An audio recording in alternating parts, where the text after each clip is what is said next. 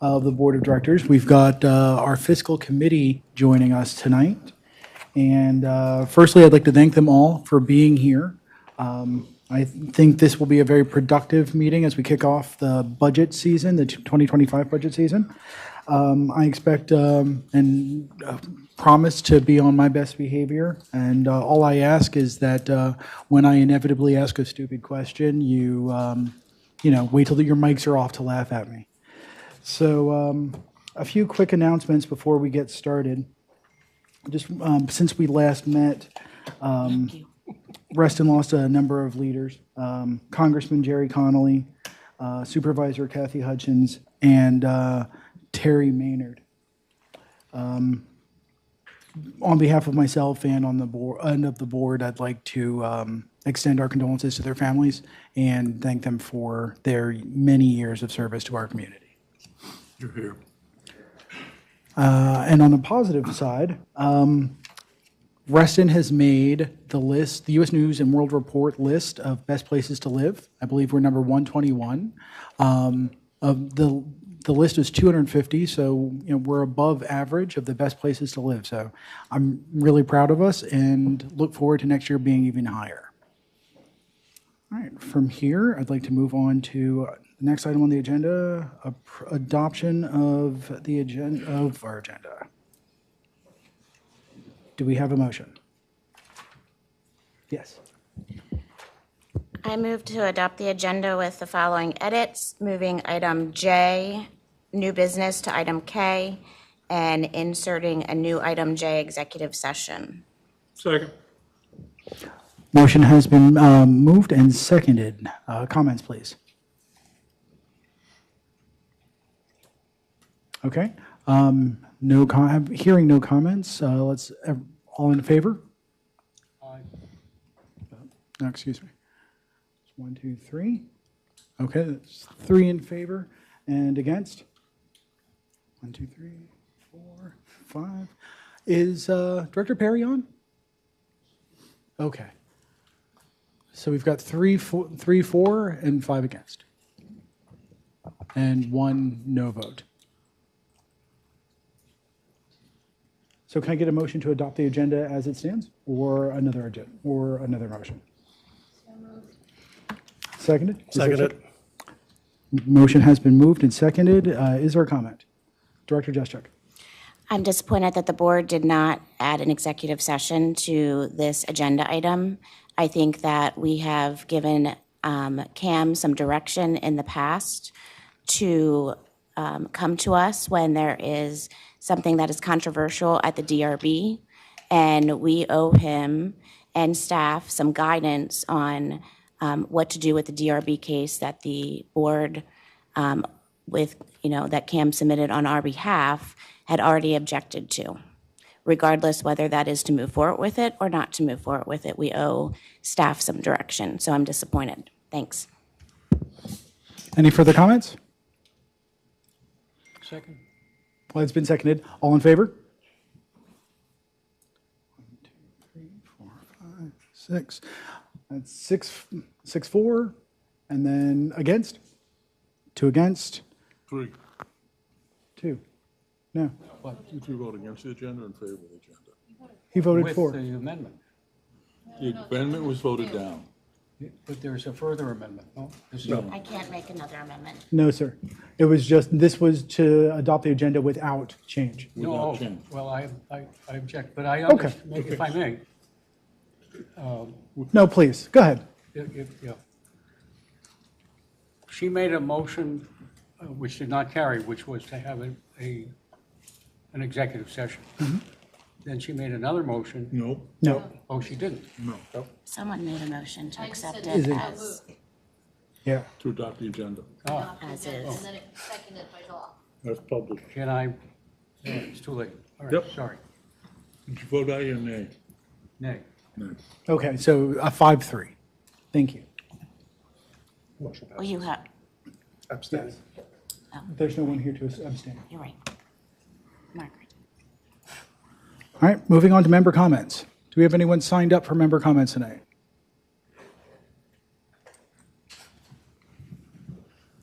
There is no signups for member comments this evening.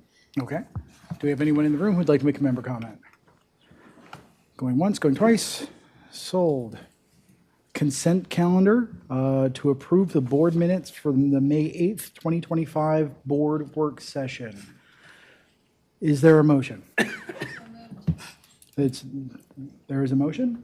There is a motion to pass the meeting minutes from May 8th. Is there a second? Second. It has been moved and seconded. Are there comments? Okay, all in favor?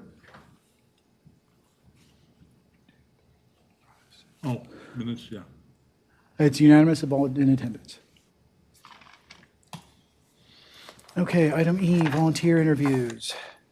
Where do we, I think one of the folks who signed up is not attending. Correct. We have Karen Anton.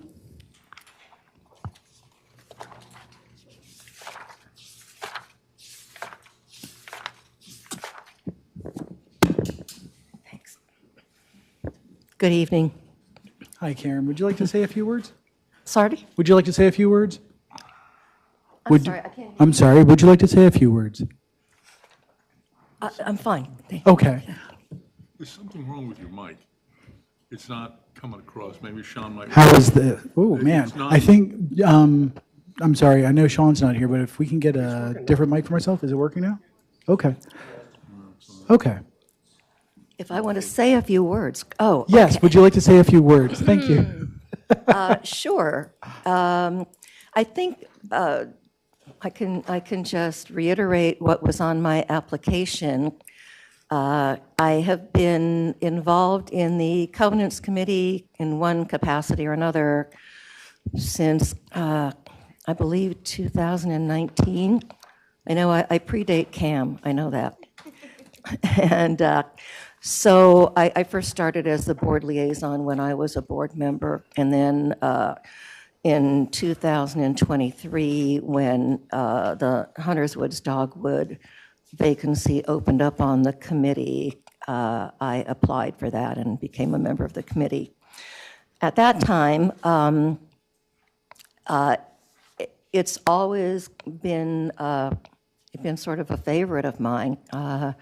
I enjoy the Covenants Committee. As I said in my application, I think it's really speaks to one of the fundamental principles of rest and association, and that is for members' property values to be maintained. And so for that reason, I enjoy it very much. We have a really good committee right now. People who take it very seriously, and I'm excited at the prospect of being vice chair. Thank you very much. Are there any questions for Ms. Anton? If I may? Please. Not a question, but just a general thank you. Thank you for volunteering. We appreciate your continued service. You're welcome. All right. Since we're not having an executive session tonight, I can't guarantee that we'll get to a vote for this evening, but between now and probably our next meeting, June 12th, is when we'll get back to you with a decision. I'll tune in the morning. Okay. Or I'll just deliver a note to your house. Thank you very much. Thank you.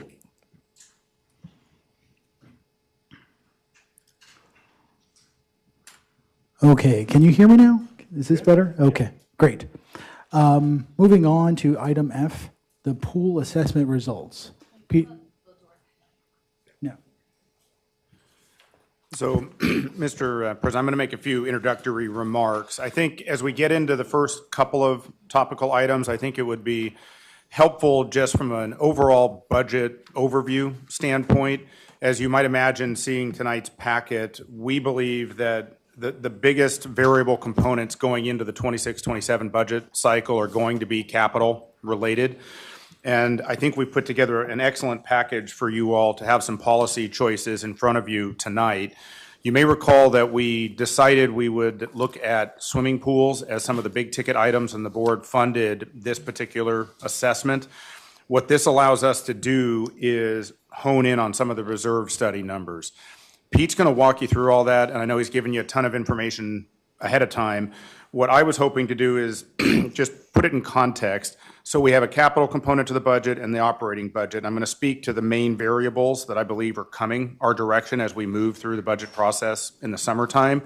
Of course, we have to parse them out so you can all have individual topical conversations, but really they do all tie together. And so the operating costs of 15 swimming pools, of all of the maintenance, all those things add up to another big chunk of the budget. So we did our best to try to separate those things out. So what we're going to do is start with the pool assessment and then do the overall building of the CIP and talk about some new funding models. The Fiscal Committee did have a meeting last week where they went through a bunch of this, so I'm sure members of the Fiscal Committee can weigh in and give the board their perspectives on those things. And then we'll move into the creation of the overall budget, which I am due to put together for you all and deliver. And we're going to do that earlier this year than in years past, and I'll speak to why when we get there. So Fantastic. With that, I'll hand it off to Pete to start in on the pools. Thanks, Mac. So we're going to have a lot of fun tonight. I know that everyone watched the videos that have been out for 2 weeks. I'm going to try to keep all of this at the highest level possible. I know many of you have heard this already, or we've spoken individually. So the first thing I wanted to start with before we get into the report is many of you who pay attention to our pool alerts may have seen that Glade lost a pool pump over the weekend. And the first feedback from our staff was, thank you to the board for getting us extra pool maintenance funding last year, because without it, we may have been waiting longer to get it fixed. So I think that's a shout out to everyone here that we added a little more pool maintenance dollars last year and we were able to resolve that issue quickly. Glade is now back up and running. So I would also like to give another thank you for allowing us to do this pool assessment. Some of you will remember last year sitting around the lake house saying, we have questions about the reserve study. What is this study really telling us? And a suggestion was made to do a condition assessment. The assessment has been completed. Many of you have already seen the results. So I'm going to go over maybe just some of the higher level bullet points and then happy to answer any questions or facilitate any conversation. So the assessment really focuses on something called Facility Condition Index and Site Condition Index. And there was a guide in the PowerPoint about maybe how to read the report. And the good news is, not to bury the lead, is that we don't feel like we have any critical failures at the 5 pools that were assessed that would have to push us towards a replacement in the next 5 or 7 years, like the reserve study may have indicated. So as you go through the report, you can see terms like deferred maintenance. Deferred maintenance are projects that maybe should have been completed or maintenance that should have been completed in the last couple of years that hasn't been completed. So when you look at the current replacement value and the deferred maintenance, you come up with this facility condition index or site condition index. Many of our facilities that were assessed as part of this project were deemed either good or fair condition. There was a few things that came up as in crisis level, but those are doors or other things that we can address immediately. What I like about this report is the detail that we see here on the screen regarding all of the systems that are involved in each site. So we start to see things like foundations or roofs or walls, and we start to be able to take a look at a detailed level on how we can build our CIP based on our actual needs instead of just a financial analysis. The reserve study is mostly a financial analysis of the assets that we own. The condition assessment gives us a better view of what we're looking at from an actual facility perspective. So before we go any further, I want to pause there. Does anyone have any questions specifically related to how the study actually works? Everyone watched the video, very good. So what this tells us as we built the first 5-year CIP is that there are things that we should address. Anything that was deemed in poor condition, we added to the first 5-year CIP. As we look further down the road, as you read the report, you can see things called local projects. Local projects are projects that are local to a system, meaning there may be a door that is failing, but all of the doors in the facility are not failing. So we're able to take the information from this report, build it into our CIP with a data-driven process that allows us to look at our facilities and invest correctly as we go down the road here and building the CIP towards the end of the year. So I don't want to get too far down the CIP road, and I kind of want to pause and just see if people have questions about the process. There was a recommendation to expand this type of report to some of our buildings, the rest of our pools, and our footbridges. I think specifically when we talk about footbridges, we have 100 of them out there in our inventory. We do replace 2 or 3 every year. It's an arduous process, and I think if we're going to go through that process, we should look at our footbridges that need to be replaced and maybe not just look from a financial perspective, but also from a condition perspective. So we've done some work with the FEA, the firm that completed this work. They've given us some preliminary numbers on doing a further assessment. So it is the staff recommendation to maybe dive in and do a little bit more of this work as we continue either this year or early next year. I'm happy to go through facility by facility. I'm sure that's not the will of everyone in the room here, so happy to answer any questions. Mr. President, may I? Please, go ahead. Just a few things about just clarifying how the work was done, just to help us understand as far as context. These were visual inspections by the team, by FEA? That's And were they right. accompanied by RA staff as well? They were accompanied by our pool maintenance manager, Nate Wheeler was on site with them. They visited every site, both all the bathhouses and the pools. So they were on site, visual inspections. There was not any destructive testing, so they didn't, break anything down, but they were accompanied by staff throughout the process. And can you share with us the type of FEA staff who were there? Were they engineers, civil Sure. engineers? What kind of? Sure, so they were all engineers that were on site from FEA. Yeah. And the way that this works, not to get too far down the facilities road here, is they have a guidebook.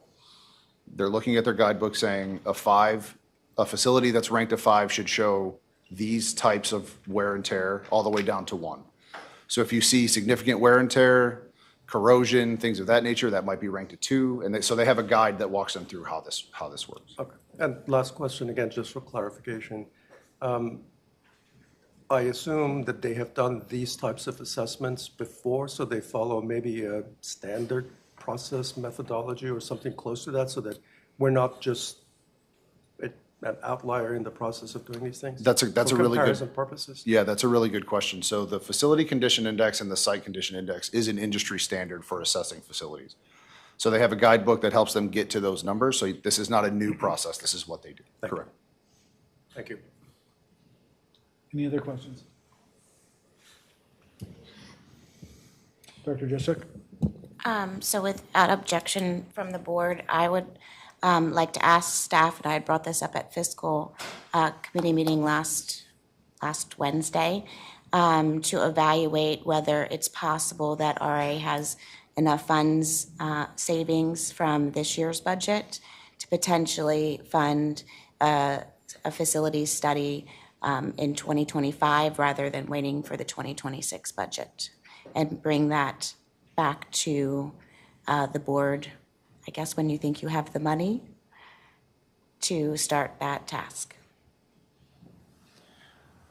Mr. President, I could probably answer the question of, is there money? So we're not far enough into the year really to project with accuracy how much we may save or overspend. And we'll talk about attrition and some things later on.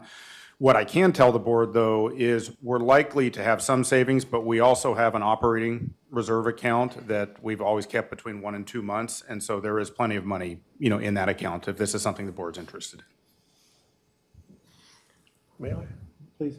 I'm just interested in Director Juszczyk's scope of, can you clarify how much you want them to, with facilities? How many, is it just pools or other things?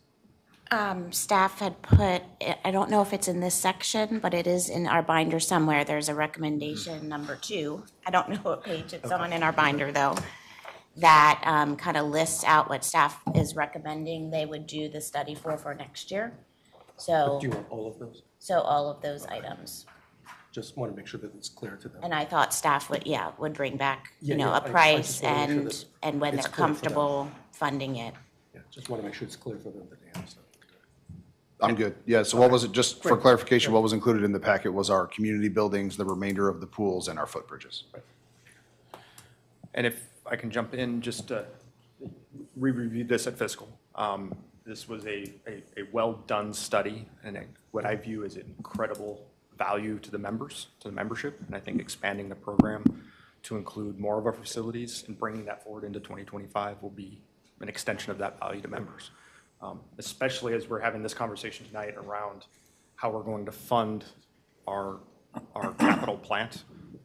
Having this data produces a really rich set of data to help us make decisions.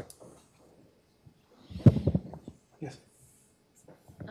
So Mac, do you need a board motion to look into bidding out how much it would cost to do this type of study and contrasting with what's left in our No, you good? No, I don't need a motion for that. I mean, I think the question would be definitely not wanting to overspend and have any misunderstanding, towards the end of the year. If the board's interested in accelerating this, I think it would be really beneficial to staff. But just to clarify, we wouldn't be done before the end of this year's budget decision-making process, but we would have all the data before we kick off next year's. So what Peter had recommended is let's find money in next year's assessment and start sometime next year, which crimps the timing quite a bit for meetings like this because the study's still ongoing. So if we can accelerate that, that's a really good thing from our standpoint. So what we would do, the dollar amount, I think P was about $100,000-ish. So obviously that's at a board procurement level. So we would bid it out and bring the contract back to the board.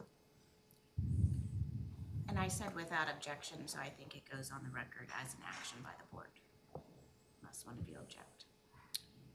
And for anybody who wants it in their packets, page 87. Thank you. All right. Any other comments? Oh, I'm sorry, Director Farrell. I'm looking at page 12 of the memorandum that you all gave us. And if my calculator hasn't broken, it looks like by spending 2.668340, we can bring all 5 of these pools up to speed. I had tried to correlate these numbers to this first draft CIP. Are all of these numbers in the 2026 CIP? That's a great question. So FEA made a recommendation that the pool white coats are deferred maintenance. It was maybe the one thing that as staff we disagreed with because we, as you all know, we have a pretty aggressive pool white coat schedule. So all of the recommendations that FEA made are in the first draft CIP with the exception of the pool white coats because we have a schedule that we follow internally. Well, my question though was that 2.6 million, or excluding the white coats, understood? Yep.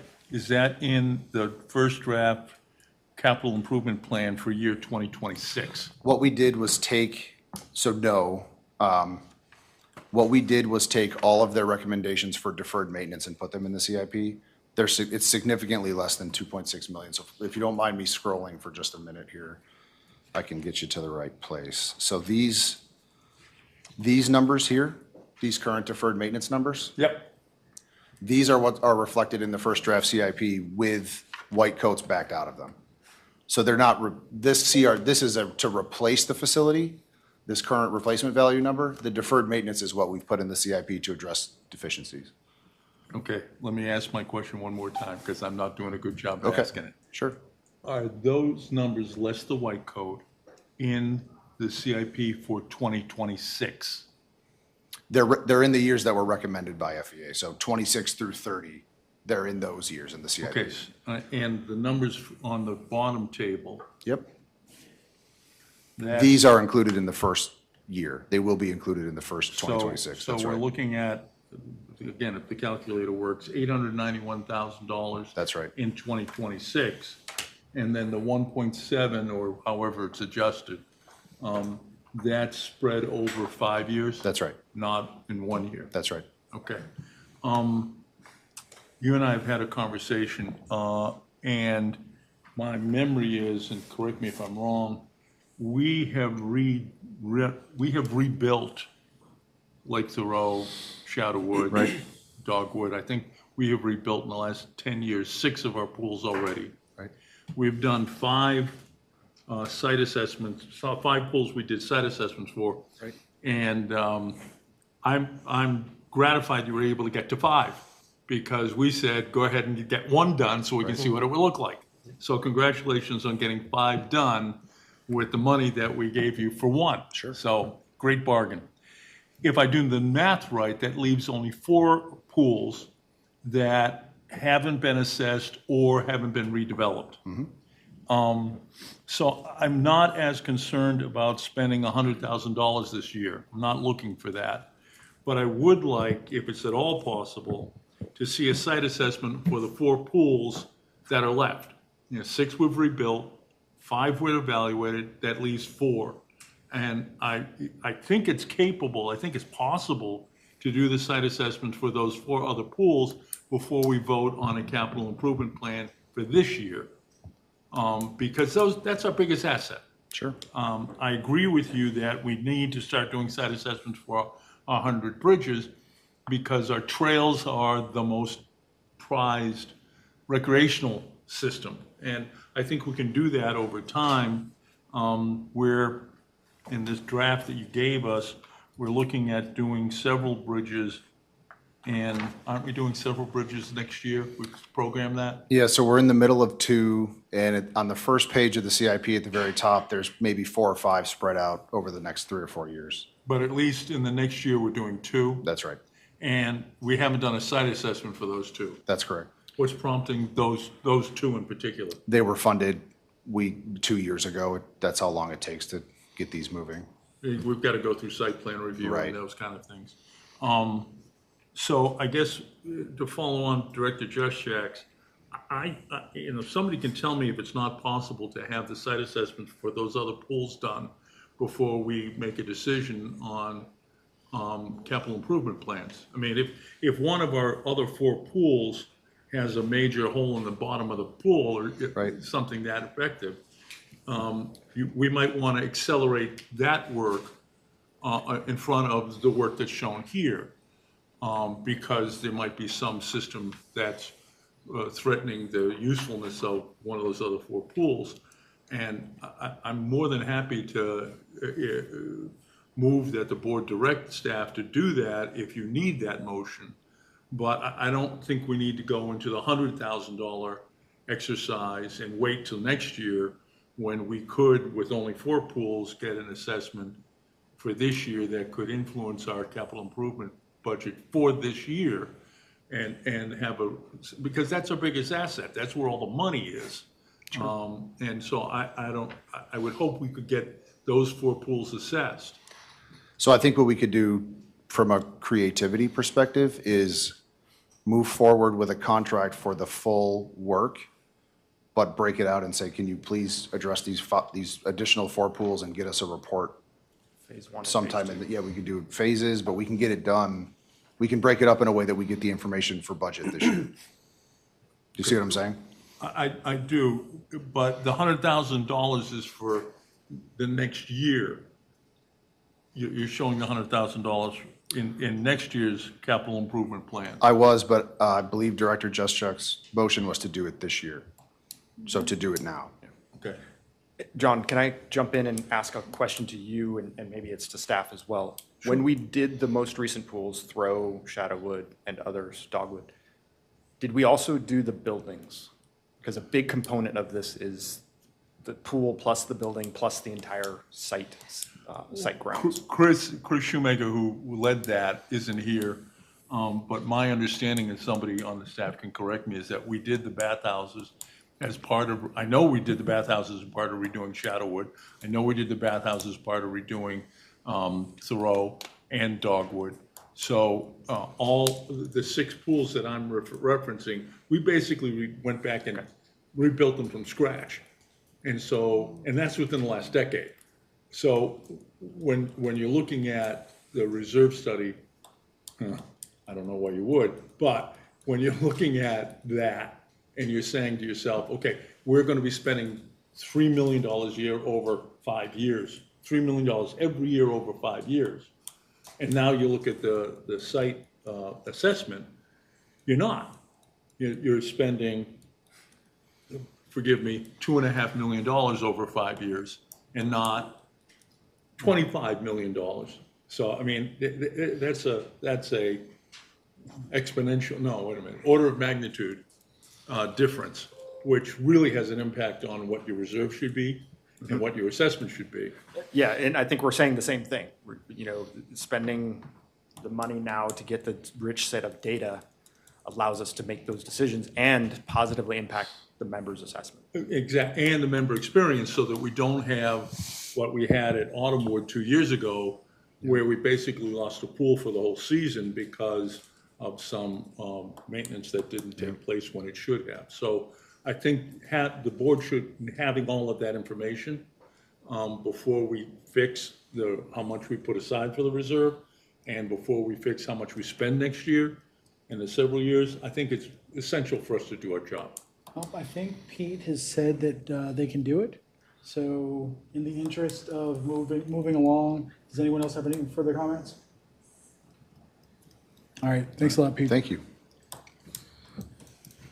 Are we talking about CIP specific stuff on the list later or now?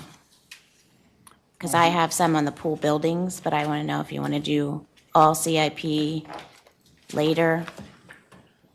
I think it might be good to do it as part of the full CIP Okay. conversation, because it'll be richer, with all the other things, yeah.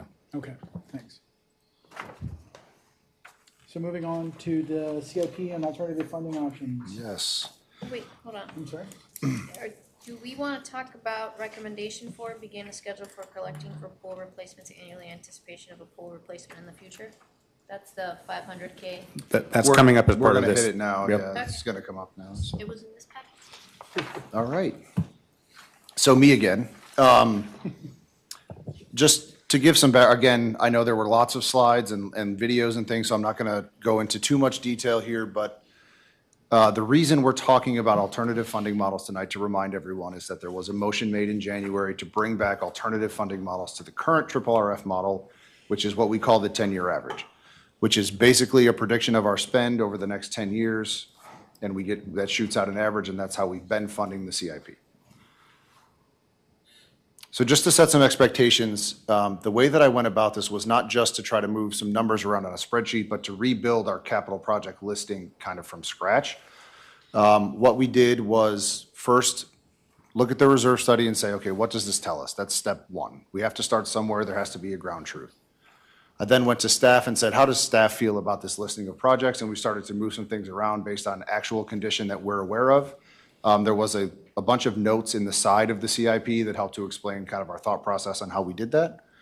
I then tried to take some principles of program management, look at our assets and say, it would be helpful to the membership if we could articulate the how and why that we do these projects. And I think that's something I've heard from many board members over the last 2 years is sometimes we just don't believe the project listing and don't believe what we're hearing. I really tried to take a look at the feasibility of completing projects in a funding year. Permitting and site plan conditions, which we've heard ad nauseum here, is that if we fund a large project in 1 year, we know we can't do it in 1 year, so why are we collecting all of the money in the same year? And then consideration for engagement with the community. The Lake Newport Tennis project that we're currently kind of working through is a really great example of that. We built in a year of design and engineering funds, which is this year, 2025, and 2 years of construction funding in 26 and 27, instead of collecting $1.5 million in 1 year, which has a positive impact on the assessment. So when we talk through these models, we're going to talk a little bit about predictable funding for the membership and how to keep the capital contribution consistent over a number of years so that we're not guessing and that we have a stable model moving forward. I'm sorry, I'm doing my own driving here tonight, so bear with me. So when we look at our current model, you can see a lot of spiking. So for those of you that are CIP experts in the room, you know that seeing spiking in a CIP model is not the preferred method. What you like to see in a capital model is predictable funding so that not only are you not impacting the actual contribution, but you have an understanding of the projects that you're completing. To me, if you have a predictable assessment and a predictable contribution to your capital program, that means you know what's in your capital program and you know how you're going to complete it. So just taking a look back at the past contributions, I'm not going to read them off, but you can see that we've been somewhat up and down. The contribution goes anywhere from just under $2 million to up to $3 million, just to give some background on sort of where we are or where we've been. So where I started was in the reserve study, we get a listing of all of the assets that we own. And what we did was go through 3 different models. We looked at a 3-year average, a 5-year average, and a 2% of current replacement value, or CRV. The reason we looked at a 3-year average and a 5-year average is to look at the projects that we know are upcoming and maybe have a better predictability of completing those projects instead of looking just out 10 years. And then from a CRV perspective, if we really want the most stable model, the 2% of CRV provides us with the most predictable model over time. So I'm going to talk through a little bit about each model, and then I'll open it up for questions. So looking at the 3-year average, we range anywhere in this model, and again, these are only models, We range anywhere from 3 million to like 3.7 million. And this is a little bit more predictable than what we're currently looking at in the 10-year average. It is important to also understand that the current 10-year average is being affected by 5 pool replacements that we thought had to happen, and those were major dollars that would have been contributed to the RRF. We're now looking at this from a different perspective based on the information we have from the condition assessment. So looking at the 3-year average, like I said, we range anywhere from $3 to $3.9 million. And it's important to note that any model that uses an average will have these fluctuations because we're talking about an average. But from a predictability standpoint, which is one of our goals, we're getting a little bit closer to being able to predict our contribution to the RRF. The next model we looked at was a 5-year average. And just from a staff perspective, I think the 3-year average was something to consider only because from a predictability standpoint, I think we know from a 3-year standpoint the projects that will complete. From a 5-year average, we start to get back into that gray area where we're not quite sure a project listing might get completed in the next 5 years. But I thought just from a modeling perspective, it was interesting to take a look at. Again, we're starting to get a little bit more predictable. So if you look at this graph here, we're starting to get that line a little bit more flat. We're starting to get into a place where we can predict what our contribution might be. And then when we look at the 2% model, I'm not sure where it went. Oh, no. Here we are. When we look at the 2% of CRV model, the contribution stays the same. We look, every year, I've done this for 2 years now, we talk about capital and we move projects in, we move projects out, and that affects the 10-year average and that affects our contribution. In this model, we're all sort of agreeing that we're going to contribute the same number every year. And while our spend may deviate from time to time, what we're doing is collecting for projects in the future. So what you're seeing on the screen here on the far right-hand column is our predicted spend in the first draft CIP over the next 5 years. And in the first 2 years, we're at the 3 million range. But as you move out into 29 and 30, we start to get into some major dredging projects. These are 2 full lake dredging projects around $1 million apiece. So in this model, what we would have done is collect money in the future, or collect money now for projects in the future, but the contribution to RRF stays the same. So as we were building the models, we were also doing some real due diligence on the project listing itself, and not just sort of taking a guess, but really digging in with staff to make sure that the projects listed in the first 5 years are projects we think need to be completed. What you're seeing on this screen from 2031 to 2035 are the numbers from the reserve study with the pools backed out. So once we got the pools condition assessment back, we took pools out of those numbers to try to create a little bit more realistic project listing. At the June 26th meeting, we will have a full 10-year model at that time. So we'll be able to take a look at the 10-year project outlook and have a little bit more predictability about the projects we may complete.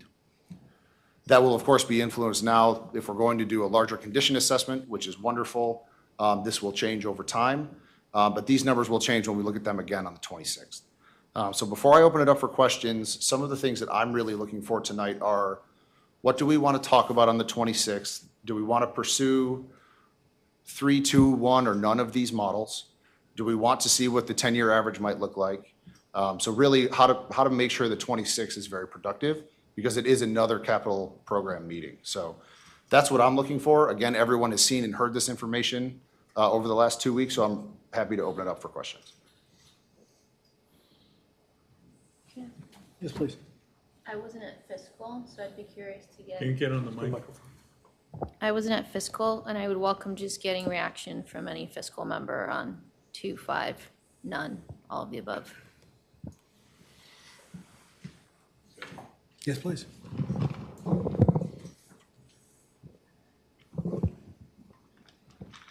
Yeah, as far as the 3 models that Peter projected, well, first I want to say we very positively took all the information he gave. It was really helpful to us, and it was a great start for us. But one of the things I think we want to warn people of, if we're going to change the funding model, it's not going to happen in a month. You need to do a lot of work. I mean, it maybe take several months to do it right. But with that said, I think this is a good start. I think it has to be measured against the 10-year average. And I even had suggested a different style, which is a top-down style, which is similar to the 2%, except it just says, pick a number you can afford to charge, make that your capital budget, and fill it full of projects until you hit the total, and do it every year. What it does is it makes your funding and your spending exactly the same every year. You don't have differences. But in general, I mean, this is the best start we could ever have to a funding discussion. So we really took it very positively. Our meeting was a kickoff meeting, really, on the topic. We expect in June to have a large portion of our meeting being talking about these models. These three, I think we have the same feeling that Peter does maybe on the 3-year or 5-year. Those are kind of not quite, they're so short, you're going to wind up, probably missing opportunities that are outside the CIP that you should be thinking about. But with that said, percentages of the current replacement value and other things like that we want to discuss. So it was very positive, but we've got a lot of work to do. Thank you. Director Flashman. If I understood you correctly, you're suggesting that we look at all 4 models, including the 10-year. Well, I wouldn't take anything off the table at this point. I just wanted to be clear about. Last August, the 10-year model blew up. It blew up for one reason. There were pool complexes in the short term for things that we're now learning don't need to be done. Okay, so instead of having a $4 million yearly average, it said you better do 7 or 8 million, which kind of said you better start thinking about what you're going to do. So, yeah, I don't think we want to take anything off the table. I mean, I took Peter's numbers, I put them in a program. I calculated the 10-year average based on his numbers, and I came up with a very similar number to his 2%. The problem, I mean, that sounds good, except the problem is the second 5 years, or even the 10 years after that, you have to know 20 years to do a 10-year average. Not 5, not 10, you need 20. And it gets hazy out there, so. But right now, we're not taking anything off the table. We want to look at all of them. Director Farrell. Didn't even raise my hand. Man is reading my mind. I am not comfortable basing the reserve on the assessed value or the assessed value of all of our assets, because we're not going to replace all of our assets. And I look at the reserve number and I say, okay, divide that by 24,000 homes. It's $20 a home. For what? And then what's missing as I read this is the $6 million we already got in the mattress. Right now, if we need to spend $2.5 million to bring those 5 pools up to speed, we got another $3.5 million that I don't want to have to ask my constituents to contribute to based on somebody's estimate of what all of our assets are worth. I think that that's why I was pressing, and I agree with Director Juszczak, to get a better assessment. Now, I was doing capital planning 40, 50 years ago, and one of the things we always did was, okay, what do we really need, not as a percentage of the assets of, in that case, it was a town, but rather on what are the capital needs of the community going to be, and what have we already set aside for that. So I'm not comfortable with these models, because I think we're going to wind up, much as where we discovered when we actually did the site assessments, that our capital structure is much healthier than we're describing in these models. So we have done a couple of years of fund to the spend, And I don't even think we need to do that this year, because I'm looking at $2.5 million for 5 pools. Yes, there are other things involved. I grant all of that. But I don't think I need to ask my membership to fork over an extra $20 for each of the next 4 years, 5 years. When I look at the actual projects that we're gonna spend or propose to do, and I've already got a lot of it covered. So I'd like to see a formula that recognizes that we already have $6 million in the bank waiting to be spent on capital projects. And I just think using somebody's guess at what our assets are worth, and it's a guess. I mean, nobody I know sells a pool anytime soon, right? Nobody I know sells trails or bridges. So coming up with what the valuation of that is, throwing a dart at a board. And I don't think that's the basis upon which you figure out what capital reserves you need to create. I just think it's conceptually wrong. So I want to fully fund our capital needs for the next 5 or 10, or give me the horizon you want. I think 20, Dave, is, we don't do that in any kind of planning course. But I think we can do it. I just don't want to collect more money than we're actually going to spend over 5 years or 10 years. But I think whatever model we have has to reflect that we already have a substantial amount of money in the bank. Yes, sir. Yeah, I see it as 2 separate issues, and I think we're just a little ahead of ourselves. I like the direction it's going. The question is the methodology, the framework of the methodology, is that generally the direction we should be going? And I think the answer is yes. We haven't found that out yet. So I don't know the answer. I think the idea is some type of fixed contribution or fixed contribution with a scale that's tailored to the needs of the community. And what is the huge portion that's missing is the unknown, the potential gotcha. And what it's really proving out is the reserve study.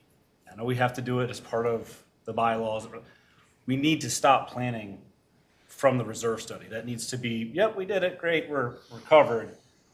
We need to go with the CIP. We need to do it every handful of years. What they just proved with 5 pools, they just saved forget about $20. They just saved everyone hundreds of dollars per. So it doesn't, that it's chump change, right? It's a couple Starbucks coffees and then you're good. Like, this would have been thousands of dollars to replace. So I feel like both, they're separate things, and the request from a fiscal perspective is figure out what you need to know. If there are 5 footbridges that are going to collapse and somebody's going to get injured, probably okay. Let's not worry about a pool or top lot or something else. Let's fix these things. So that's to the board. I can't tell you what we don't know what we don't know. So that's it. That's right.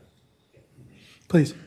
Just, Scott's absolutely right. Okay, let's make sure we all agree on the fact, reserve study is not part of the funding model. Okay, that's not what it's meant to be. You do have to figure out some numbers to come up with funding. Okay, we've been using some of those things to get there. There's no way we treat that or want to treat it as a funding model. Okay, coming up with a consistent funding, I mean, pick a number, okay? Purposely so that we aren't moving the assessment all over the place, okay? What can you afford to do each year that holds people fairly consistent? Is there a number that we can put into the assessment that can cover our needs and not have to be dramatically changed year to year? Can we come up with a running level? It's done in other organizations. I mean, it's done in Columbia. They pick a funding number and they say, here's the capital budget. Now go find out what projects you want in it. A new mic. So it's chump change. So no connection to the reserve, okay? But coming up with that number is the problem. And it's either going to be one you can afford every year, and live with that, and then put the projects in that you can get done, or you're going to address that number every year. And then you run into the, uh-oh, this year I've got to do a lot more than I thought.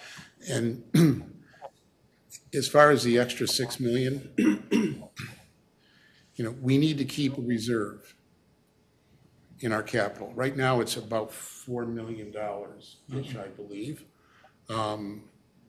We ended last year at about 4.1 million or somewhere in there, I thought. But so I'm just, we got to be careful thinking that that's free cash to invest in current year types of things.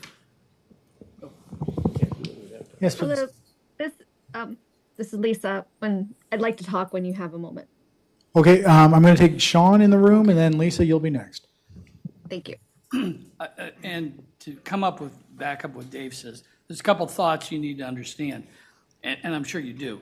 First of all, the assets of the Restaurant Association are anywhere between 50 to 60 years old.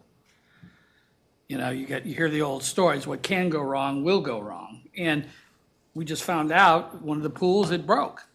So that reserve amount of money is there to cover that sort of events that are going to occur. And we don't know what those are. And that's part of the reason we have the reserve study. The second thing is there's a philosophical issue that this does. Those members using the facilities should be paying for its maintenance, which they do through their assessment, but they also should be paying for its future replacement. That's the equity of it. You can certainly go to some clusters where they have no reserves, and then suddenly they find out they have to replace a retaining wall or the parking lot or whatever, and they suddenly say, well, we need to go back and get money from our past residents. Well, that's certainly not going to happen. So philosophically, I think these address some of those issues. Lisa, if you'd like to go ahead. Yes, thank you. So in looking at these, there seems to be a lot of interesting ideas that seem to be better than the 10-year reserve. I mean, we have to look at the 10-year reserve, but these are all interesting. I think at the end of the day, no one is going to be completely satisfied without a real pool strategy. And, I've been on the Fiscal Committee for several years now, I think since 2020, so going on 5 or 6 years. And there's no comprehensive pool strategy. I mean, having pools that are designed 60 years ago don't meet the modern needs of the community. And so when you're looking at this is based on replacement value, but it's not based on what should this pool asset become on its next refresh. And so this is gonna, going into budget season, I would just hedge that I want us to avoid a circular conversation on it. And whatever we pick now, we're not locked in this for forever, right? We have good reports now, good studies now, good information. And we have to be comfortable making decisions in absence of perfect information so we have a better strategy going forward. You could say, hey, let's try this particular way of funding out for the next 3 cycles. And then during those next 3 years, we will come up with a comprehensive pool strategy of what we're going to do with some of the older assets that need to be refreshed or modernized or brought up to the year 2025. Those are all things. Nothing is forever. I mean, I'm pretty excited because we have a really good management team. We have a really good board of directors that is taking on these difficult issues. But the next step is really, it's more important to make a decision than to not make a decision this time around in the absence of perfect information. So that's what I would say. And then revisit in 2 or 3 years. Thank you very much. Director Millar. I want to come back to the question that you posed, which was, are these okay to go forward with, the 3-4 models that you have? And I also heard that these are all wrong, or they're not good models. So in the absence of any other suggestions, any other models, I think what you have presented, and I agree with you as well, the framework that you're going after is a good thing. I think it's useful. There are a lot of unknowns that you don't know yet, but you have to start from somewhere. So I am very supportive of you, the team, the staff, proceeding with these models and refine them. And as you get input from the board in terms of whether you should include this part or you should postpone something, do the bridges, do the pools, do the pool strategy, all of those things. Those are all things that become input into your framework, this model. These models are not perfect. I'm paraphrasing. I think what I would like you to do is just see if I'm getting this right. These models are not perfect, but you have to start from somewhere in order to do some assessment and iterate on these things until you come back to the board and get some input from the board and others, and then you get to a point. We may not agree on everything. Am I on the right track on this? Yeah, so I mean, I appreciate everyone's comments. The one thing, you know, when we were starting this work earlier in the year, this is a start on a blank piece of paper and see what we can come up with. What I was mostly encouraged by is when we look at the numbers that came out, especially for the spend, it is within the realm of what we've done in the past. We're not looking at $7, $8, $9 million. We're in the vicinity. So I appreciate, and I should have led with this and I didn't, but you know, this is a start. I wasn't expecting anyone tonight to say, yes, we should definitely do this. This is a starting place. We have the rest of the year to continue working it. Okay. I just wanted to make sure that my fellow board members also understood that we're not there yet. We're just discussing this framework. That's right. Should we refine this? Should we move into this, go into the details and bring some more information back to the board to help us see the details? Okay, thank you. Just a note for the board members, Director Perry has joined. Any further comments on this topic? I have a question, I have comments on the CIP. Please. If I may. Can we Oh, I'm sorry. stick with what we have? Oh, Max that's said that we're fine. going to get this Aye. broad CIP a little bit later. Okay, that's fine. So, I thought thank we you. Looks like, Yes, sir. Couple things. First of all, these repairs are going to happen. It's not if. If, as Lisa suggests, you have a strategy to maintain, to have 15 pools, they will have to be renovated at some point. Yeah, so unlike a for-profit company that you build into your modeling and ever increasing or methodology, the first thing you have to have is good numbers. And the 10-year average worked very well when we only had to maintain pools.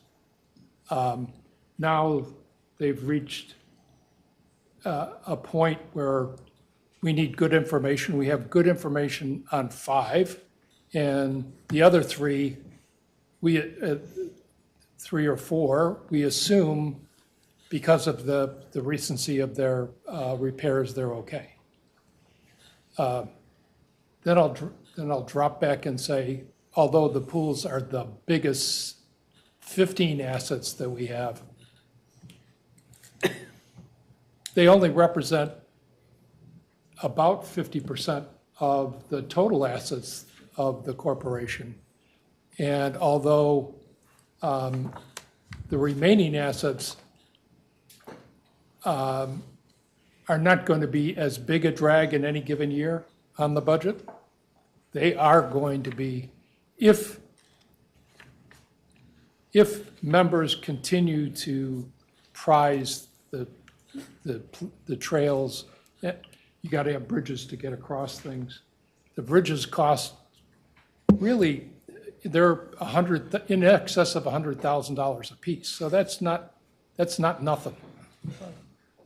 And so there are a lot of factors. This is an absolute necessity to, I believe, to complete this study as expeditiously as possible. And I think a phased approach, the oldest first, the most likely to be, to be repaired first. But I think you should work.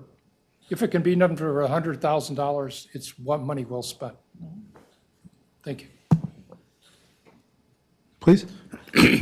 So as I'm listening to the conversation, I'm reflecting on some things, and I think it would be very helpful for you all when we get to the June 26th meeting to be thinking about the value system that we're really talking about here is how important is stability in the capital contribution to the assessment. So remaining constant, year to year as compared to potential spikes.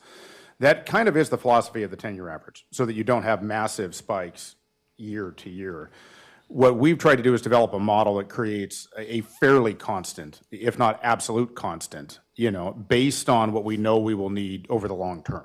Now, we have not really refined the number. I mean, Peter was looking at 2%, and he looked at 3%, and obviously those get into numbers that are probably not palatable from an assessment standpoint.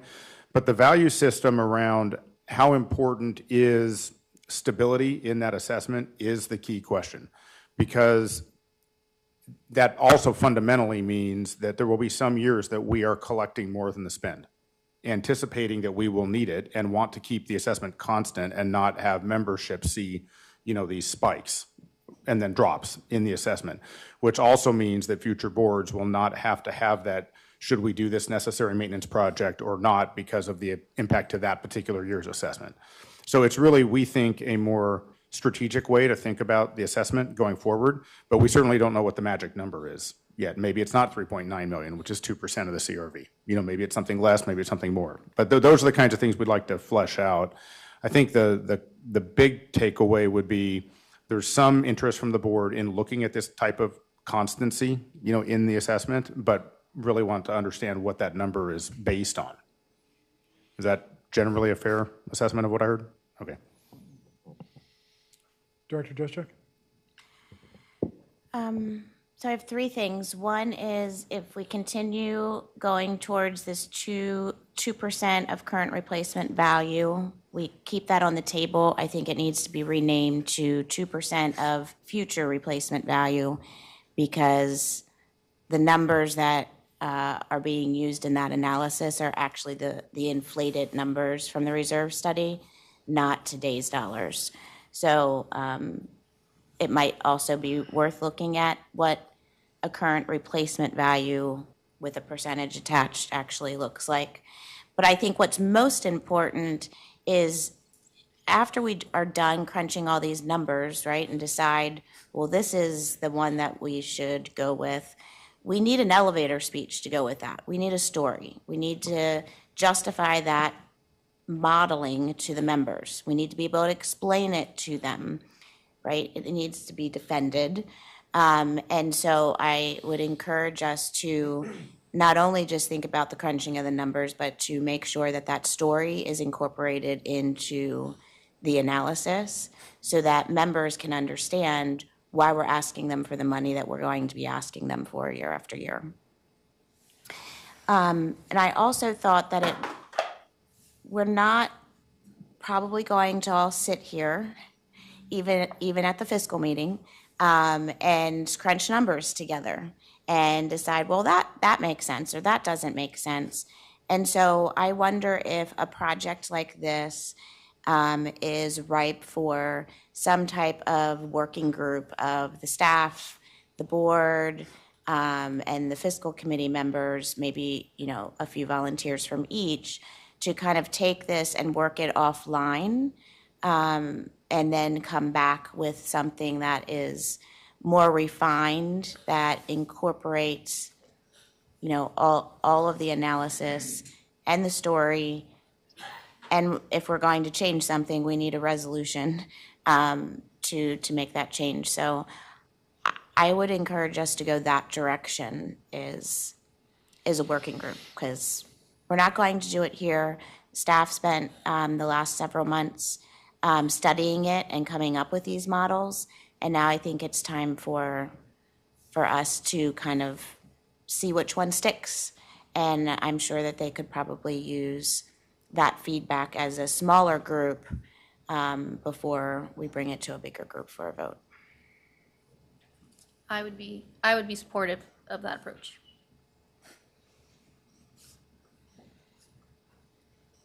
Is that a motion? That would be a really long motion that Brittany would have to write down. So I I will attempt to come up with a shorter text version of it. I appreciate that. And so does Brittany, I'm sure.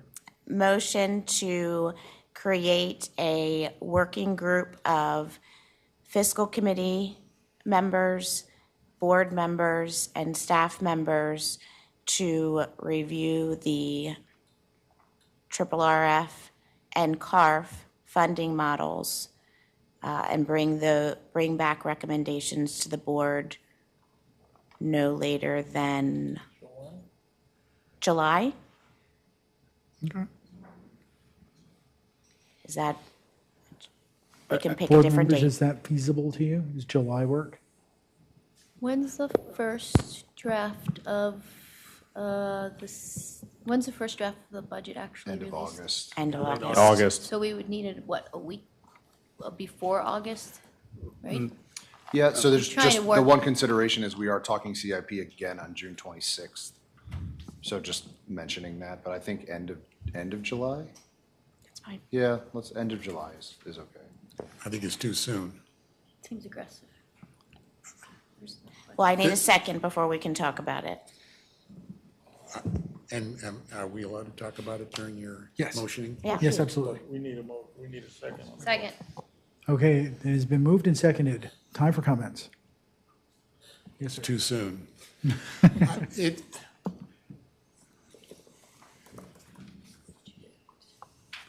I think it does take a long time if you're going to really crunch numbers. And you're right, you do need how you're going to deliver this, okay, to the community. But there's a lot of things behind it. And while I know that you can, it doesn't have to be final. You can have something that changes, but you really don't want something you're going to have every year. What you can do, okay, is you can come up with suggestions where you can plan that way, 26 and 27. You can do the biennial budget because you're allowed to make the capital budget anything you want. I mean, you can adjust it during your October, November meetings, okay, make it whatever you want. But to have a drop dead that quickly, I'm just afraid that the work that ought to be put into it is going to be difficult to do. Because not only do you need to get that group of X number of people to kind of come together on something, they have to sell it even further than that. And I don't know how that gets done in a month and a half or something, or whatever the time is. So I just think it's too short. I think it could go a couple of months longer. And you could still use something in 26, 27. You can do anything you want in 26, 27. If it's not a formal change to Resolution 3 yet, it's okay, right? That can be done almost at any time. No, I'm sorry, Director Jester gets to respond to it. It's her motion. I just want to say the recommendation could be continue the working group and adopt these this is our first stab at these numbers for the 2026-27 biennial budget.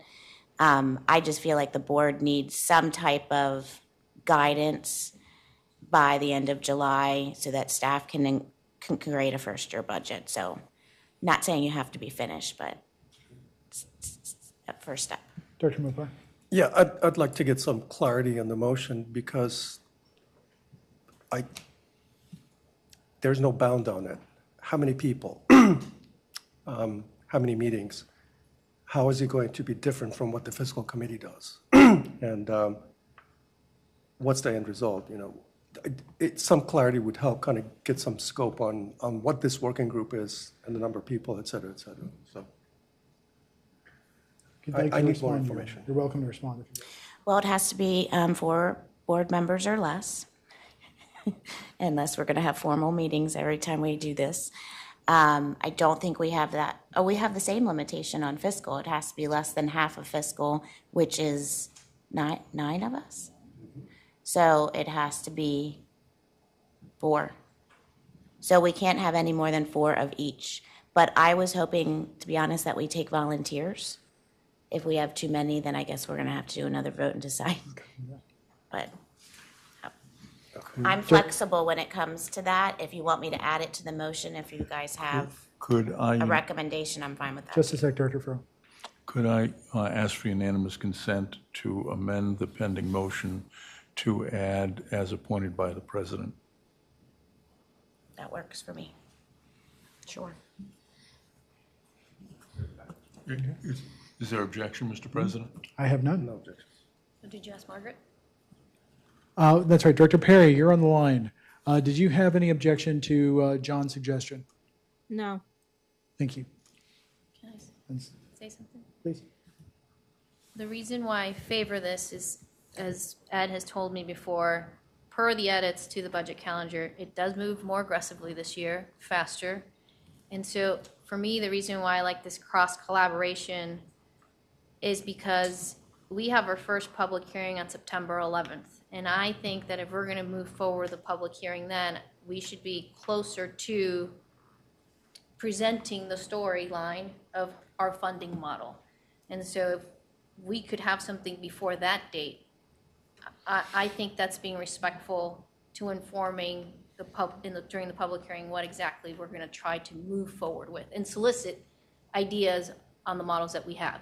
Whether it be 1, 2, 3, none, we keep it. But that's where I'm coming from. Any other comments? Director Mullinex.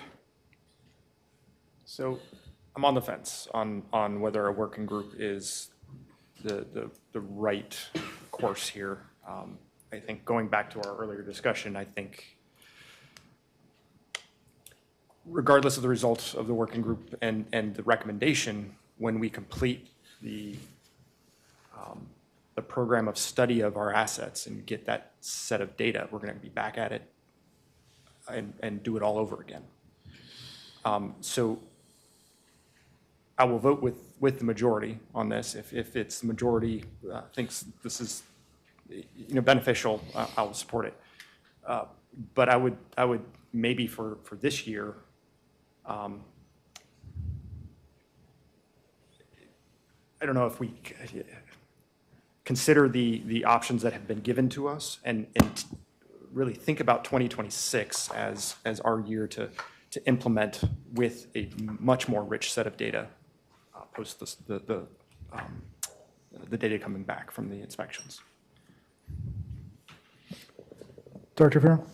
So, just to be clear, I think I don't think that having a consistent contribution over time is an objective. If it varies by 20% one year to the next because in 3 years we're going to be doing something that, okay, fine. Do we want to see wild swings? No. I'm very uncomfortable basing any formula on the value number because we're not going to replace all the assets. I'm much more comfortable and agree with Director Mullinex that what we fund needs to not be it's some kind of projection based on somebody's valuation of our assets, but actually on a spending program. And that spending program comes from the site assessments and can be done. And so to me, the issue needs to be what are our capital needs and how do we accumulate a sufficient funds to meet those capital needs as opposed to just picking a percentage of somebody's estimate of what our assets are worth. To me, that's too unrelated to reality. So, wish the best of luck to the committee or the working group. Happy to give them our best wishes.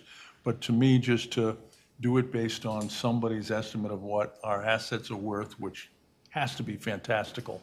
It can't be rooted in reality. It is to wind up with collecting more money than we actually need. And that's not something I want to do, much like I didn't want to rely on the reserve study, because just intuitively I knew that was nuts. And I don't want to wind up in a similar place. So I'm fully in favor of some kind of formula I just, the denominator to me is what we really need to crunch and not just pick some percentage off of our own belief of what our assets are worth. I want to call on you, sir. We haven't met, so I'm just going to go by Scott. first name, and Scott. Mr. please. Severs, but yeah, all good. Mr. Severs, As please. as a valuation specialist who values assets, I disagree with the last comment about not being able to just get to answers with numbers. But anyways, the point of two things. Well, actually, the main one is a question of would the working group be able to come back and look at the resolution and give a recommendation for a minimum balance and changing that for the budget for next year? Because if that's the case, then I think it's going to be a very beneficial process. That's where the hangup has been for years, frankly. There are millions of dollars on the balance sheet that RA is not able to tap, but it's an asset that can be lent against. There's also other assets that can be borrowed against. Everyone doesn't like those words. But in the time of crunch, like, oh no, something really bad happened, we need $2 million. There are mechanisms out there that RA already has in place. We just have never tapped them. So I feel like that's the question. I just want to make sure, is that on the table for the working group? Because if so, then I would like If to. it's, from my perspective, if it's in the realm of triple RF or CARF, the working group can take the topic up. Okay. Thank you. I appreciate that. Any further comments? All right, we've got a motion that's been made and seconded. All in favor?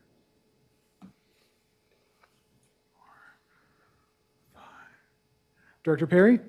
Aye. 6 and 7. Against? 1, 7, 1, and then abstain.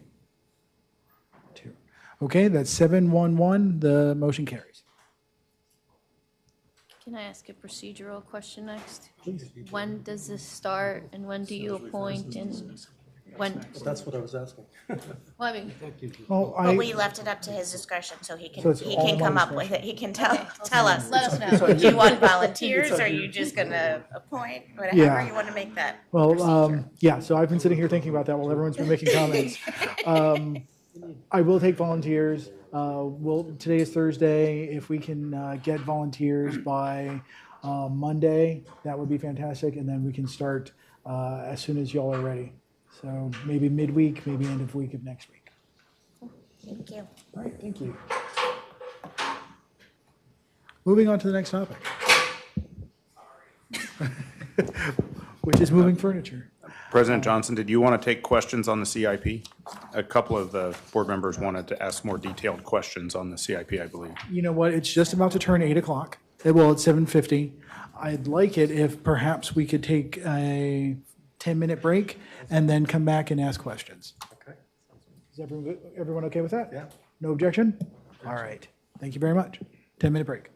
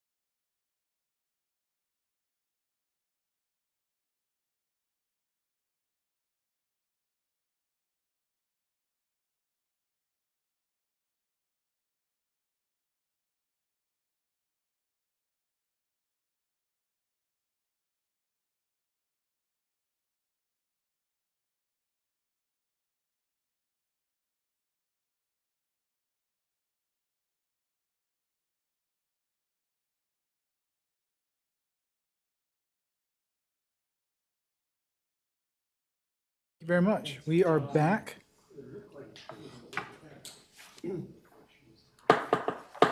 We are back. Hello, everybody.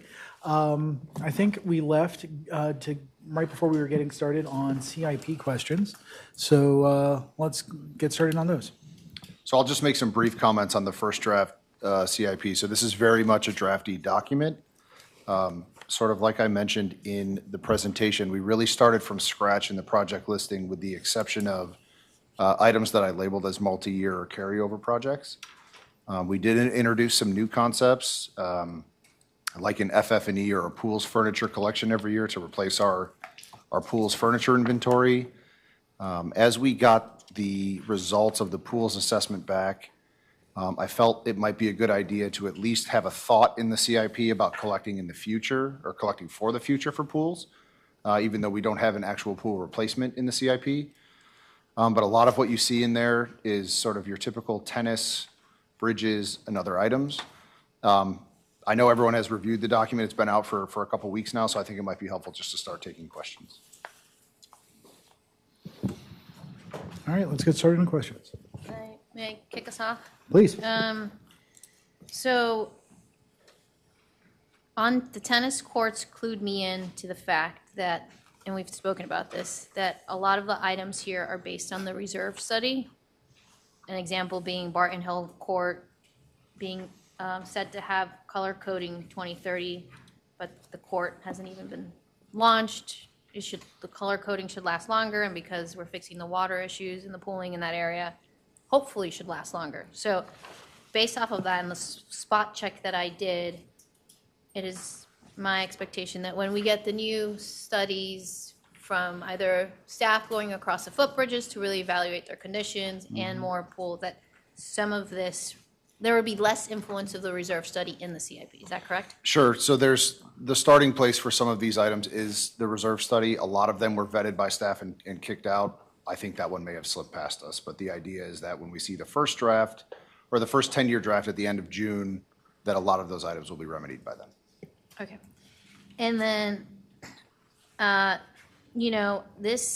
next comment's going to reflect what Lisa said, which was about if you don't know what you're building for or building towards, then why are we collecting the money? And that applies to tot lots, just so everybody knows, when I sat on PrAC and we were looking at these numbers are underfunded.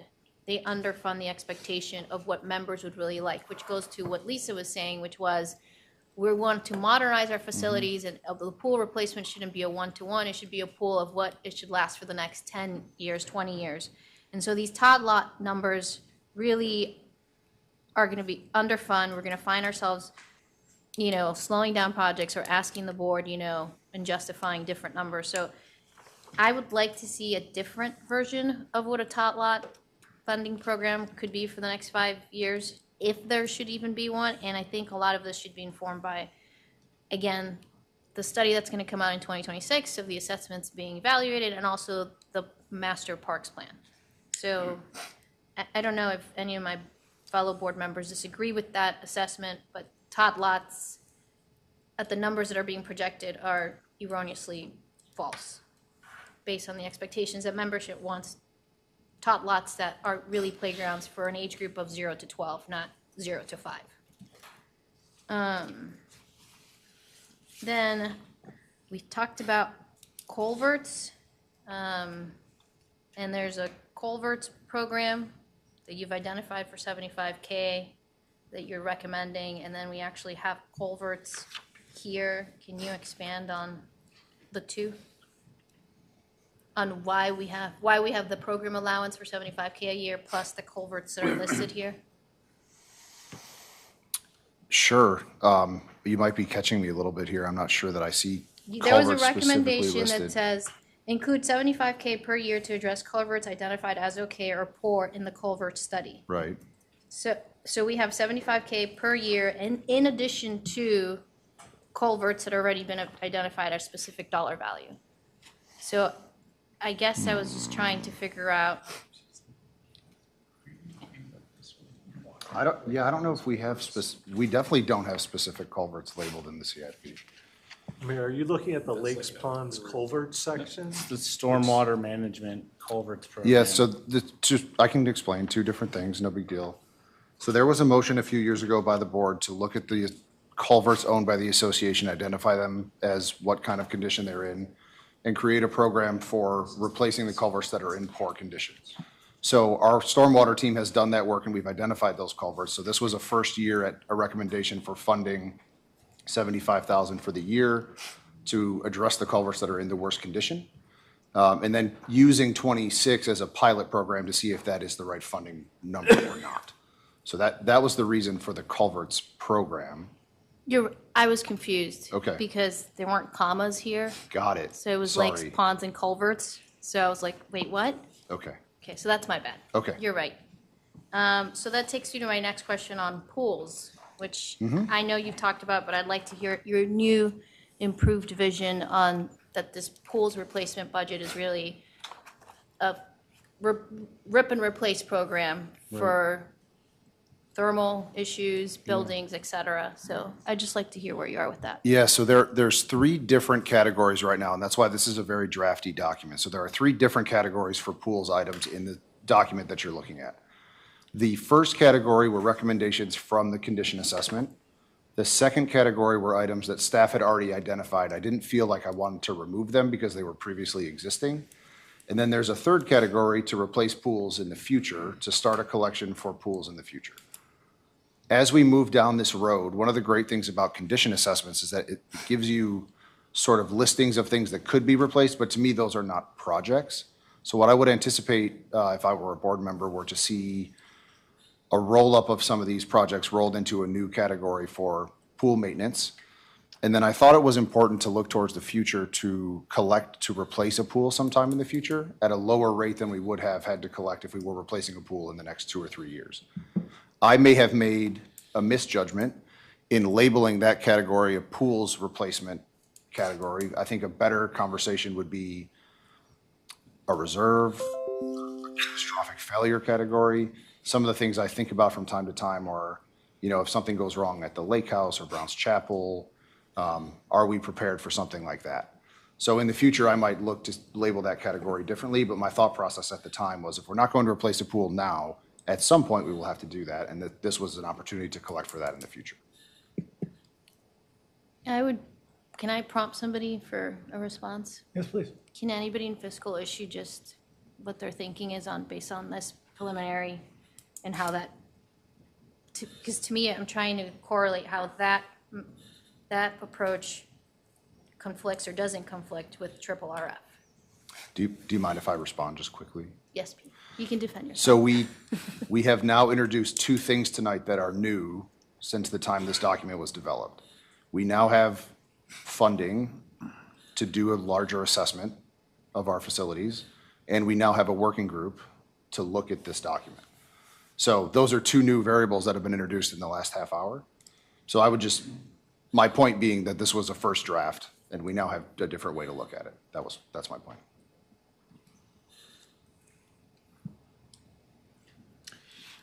Please. If I understand the question right, the only thing in the CIP prior to that 500K you're looking at was annual pool maintenance that we would been doing forever, okay? And now that we've pushed out about at least five pools and taken a kind of a sigh of relief there, that's good, except what's beyond those five pools? What's beyond the 5 years? And if there is a pool that pops up 10 years from now that needs to be replaced for $4 million, you have to get your funds somewhere. And getting them ahead of time is that, or you can do a special assessment, or you can do a borrowing, or there's options, okay? But that's why it's in there, is the idea that we would be preparing for that. Now, every 5 years, when you do a reserve study, I'm not asking for numbers, I'm saying someone goes out and looks at the condition of a pool, or let's not even call it reserve study, let's call it, a condition study, okay? If someone says, hey, this needs fixing sooner than we thought, we'd have funds that we've accumulated to be prepared for that ahead of time. I think that's why it's in there. And it really is what we've done forever, and that's what the 10-year average does. I mean, the 10-year average has always looked out and said, you know, build up some funds ahead of time, and then when Thoreau gets built, we don't have to hit the members with the cost of Thoreau in 1 or 2 years. We spread it over 10. That was helpful, thank you. And then my last topic is on vehicles, and then I'm done. I thought it was going to be pool furniture. I'm disappointed.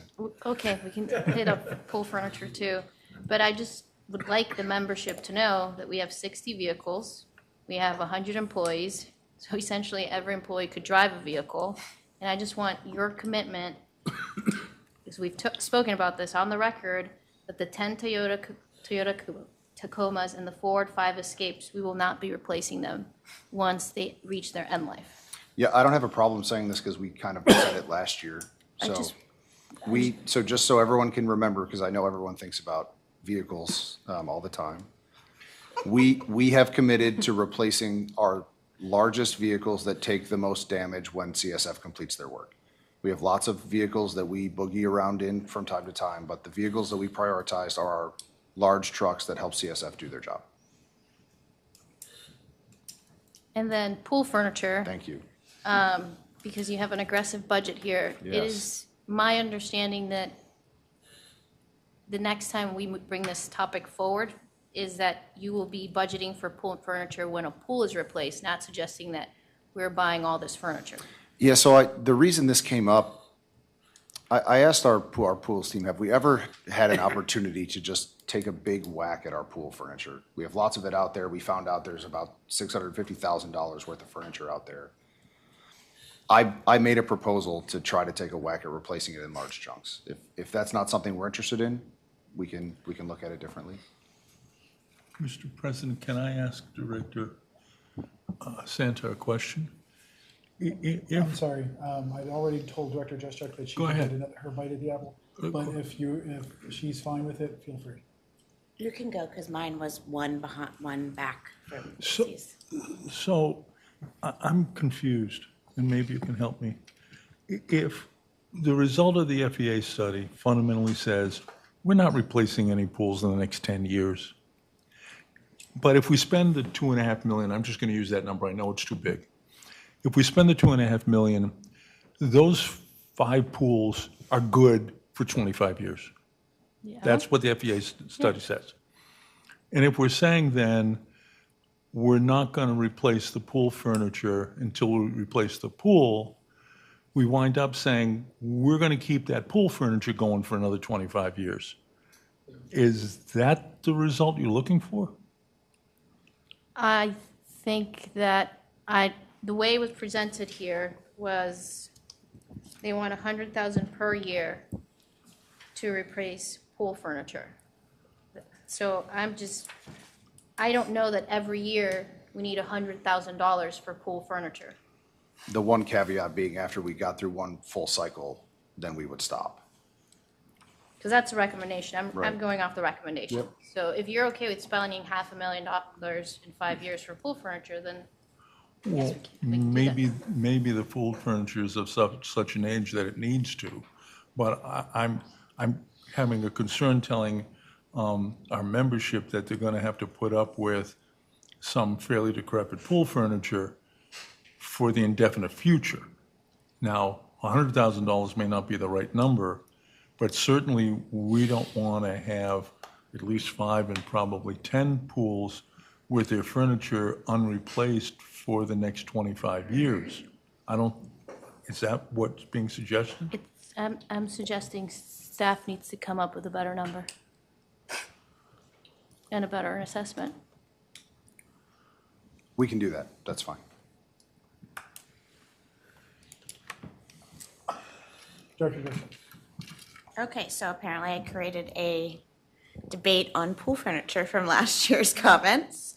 My comment was really less about CIP and more about maybe RA in the future should look at the type of pool furniture we buy and reinventing our look and feel from that perspective, because I feel like we've been buying it. So to Peter's point, if staff haven't had a chance to have that visioning exercise in a while, then I support having a visioning exercise for sure. Going back to the pool collection line items of $500,000 each for each of the 5 years, I'd like to see the board support removing those items from the CIP at this time, because right now we still have our 10-year RRF resolution on the books, which means we are pre-collecting for future pool replacement needs. And if for some reason we need to add it back later in the budget process, then we can. We also already have a catastrophic fund in the $4.2 million that I think is sitting in the RRF fund. So I think we should remove it for now and bring it back if we need it. The one comment that I had that I would love feedback on from the board is, over the next 2 years, we have building-related items for Newbridge and Tall Oaks pools. So and that came from the pool assessment. So 2 points there. One is, this is why we asked Fairfax County for the PRC amendment. The reason why the Lake Thoreau building was not fully replaced was because we were making other changes at that pool and we needed to stay below the threshold. Right. And so we couldn't get very inventive with our pool house because the pool actually took precedent. So again, it's a reason why we asked for that, and I are still supportive of being able to change things around on our sites and keeping things like pools, but having the flexibility to decide that the bathhouse needs to be smaller and the pool needs to be bigger, or the wading pool shouldn't be a part of the pool, or it should be separate, or the spa should be there, or it shouldn't be there. And those are things we want flexibility on, and we think according to the PRC zoning, we have that flexibility. It just hasn't been the case the last couple years with Fairfax County staff. But on these two bathhouses in particular, based on the pool assessment, the buildings themselves came back the poorest in poorest quality to every other one, and poor enough that it got, I think it was a red, totally poor rating on one, and the other one I think was technically yellow, but it was pretty yellow. darn close to red, Yep. or like 0.01, I think, off of red. That's right. So I think that we should, instead of funding the things that were identified in the pool assessment for those buildings, that we should take an opportunity to really consider whether we should be re-envisioning the bathhouses at those two pools, and maybe coming up with a concept of what is the modern bathhouse needs for our pools, and not sink money into bathhouses that, and I don't know the exact ratio. I had it in my head about a week ago when I looked at the reserve study, but it was like the funding that we were putting in the next 2 years was more than half of just like a tear down and a replacement of a bathhouse. So I think that that's worth us having a discussion about on the capital plan for the next 2 years. Thanks. Mr. Petrie? I was just going to make the point, that was Lisa Turkletop's exact point, is to have a strategy going forward, a consistent strategy, so you're not making major changes. You're not repairing something only to have it be inconsistent with the overall strategy about pools or any of the other facilities that we have. Director Farrell. So in the case of those two pool houses, that would be something where you would want to take them to prac and have an engagement exercise. So given that, and possibly have to do a site plan review, so given that, you're probably not going to spend the money on those two pool houses during the next fiscal year, and maybe not even until 2027 or 2028. Right. And so we may want to be shifting those out to give us the time to do community engagement and site plan review, even though they should be the priority, right? Because some of the countervailing factor in here, and Mr. Lanza knows it from his day job, you've got, in some cases, you have improvements you're going to make to a building or to a property that don't require site plan review, right? And don't have really an impact on the community perception of the facility. You need to do those things, and you might want to fund them this year, even though they're not the highest priority, because to do the highest priority is going to require 2 or 3 years of community engagement and site plan review and building permit review. So you've got a dialectic here, and I appreciate the staff is going to take that into consideration. We actually teed prac up last night for this conversation, so they're very much ready to have a bathhouse conversation. Great. The one thing I would just add, if we're gonna take this up, which is great, there may be some items we do need to address just from a maintenance perspective, so let's not push those off. Okay, just, it looks like we all agree. Yeah, I mean, one says it needs a water heater. Right, I mean, easy. you could probably reuse a water heater in a new bathhouse, so yeah, I don't object to that. Cool. Director Mapar. You and I had a conversation, and I want to share it with the board as well. With the 100 bridges and 4 or 5 buildings that we have and so on, when it comes to maintenance, if, let's say, tomorrow lightning hits a bridge or something, becomes an emergency, are we able to handle those things? Do you have to account for those in terms of any, I don't know, if insurance doesn't pay, if it's covered, and do we have, does it become part of, I don't know this, maybe you can help me understand. Is it a contingency fund? Do you have anything, any means of not coming to the board and saying, hey, I've got this covered? Because I haven't heard anything about that. Sure, and I might look to my friend to my right here to help me with this. So one of the reasons that we put this collection in the first draft of the CIP is I do worry about things that we don't spend a lot of time talking about, specifically our buildings, and I'm not trying to fearmonger at all.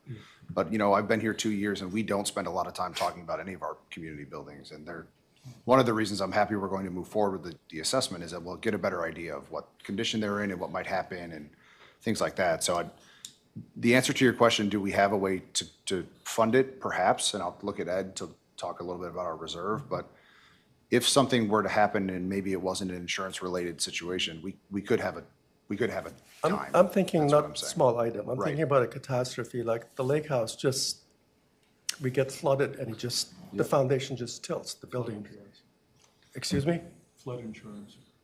Flood insurance doesn't cover all of that. Right, so we could have an issue, and Ed and I actually prepared for this conversation, so I might turn to Ed to fill in. Yeah, I mean, there's been some discussion already tonight, but we do have the triple RF, we talked about the minimum balance. It's 110% of the 10-year average. Okay. And as of the end of last year, we had about 4.8 million in that. So we do have a reserve that could cover things like that.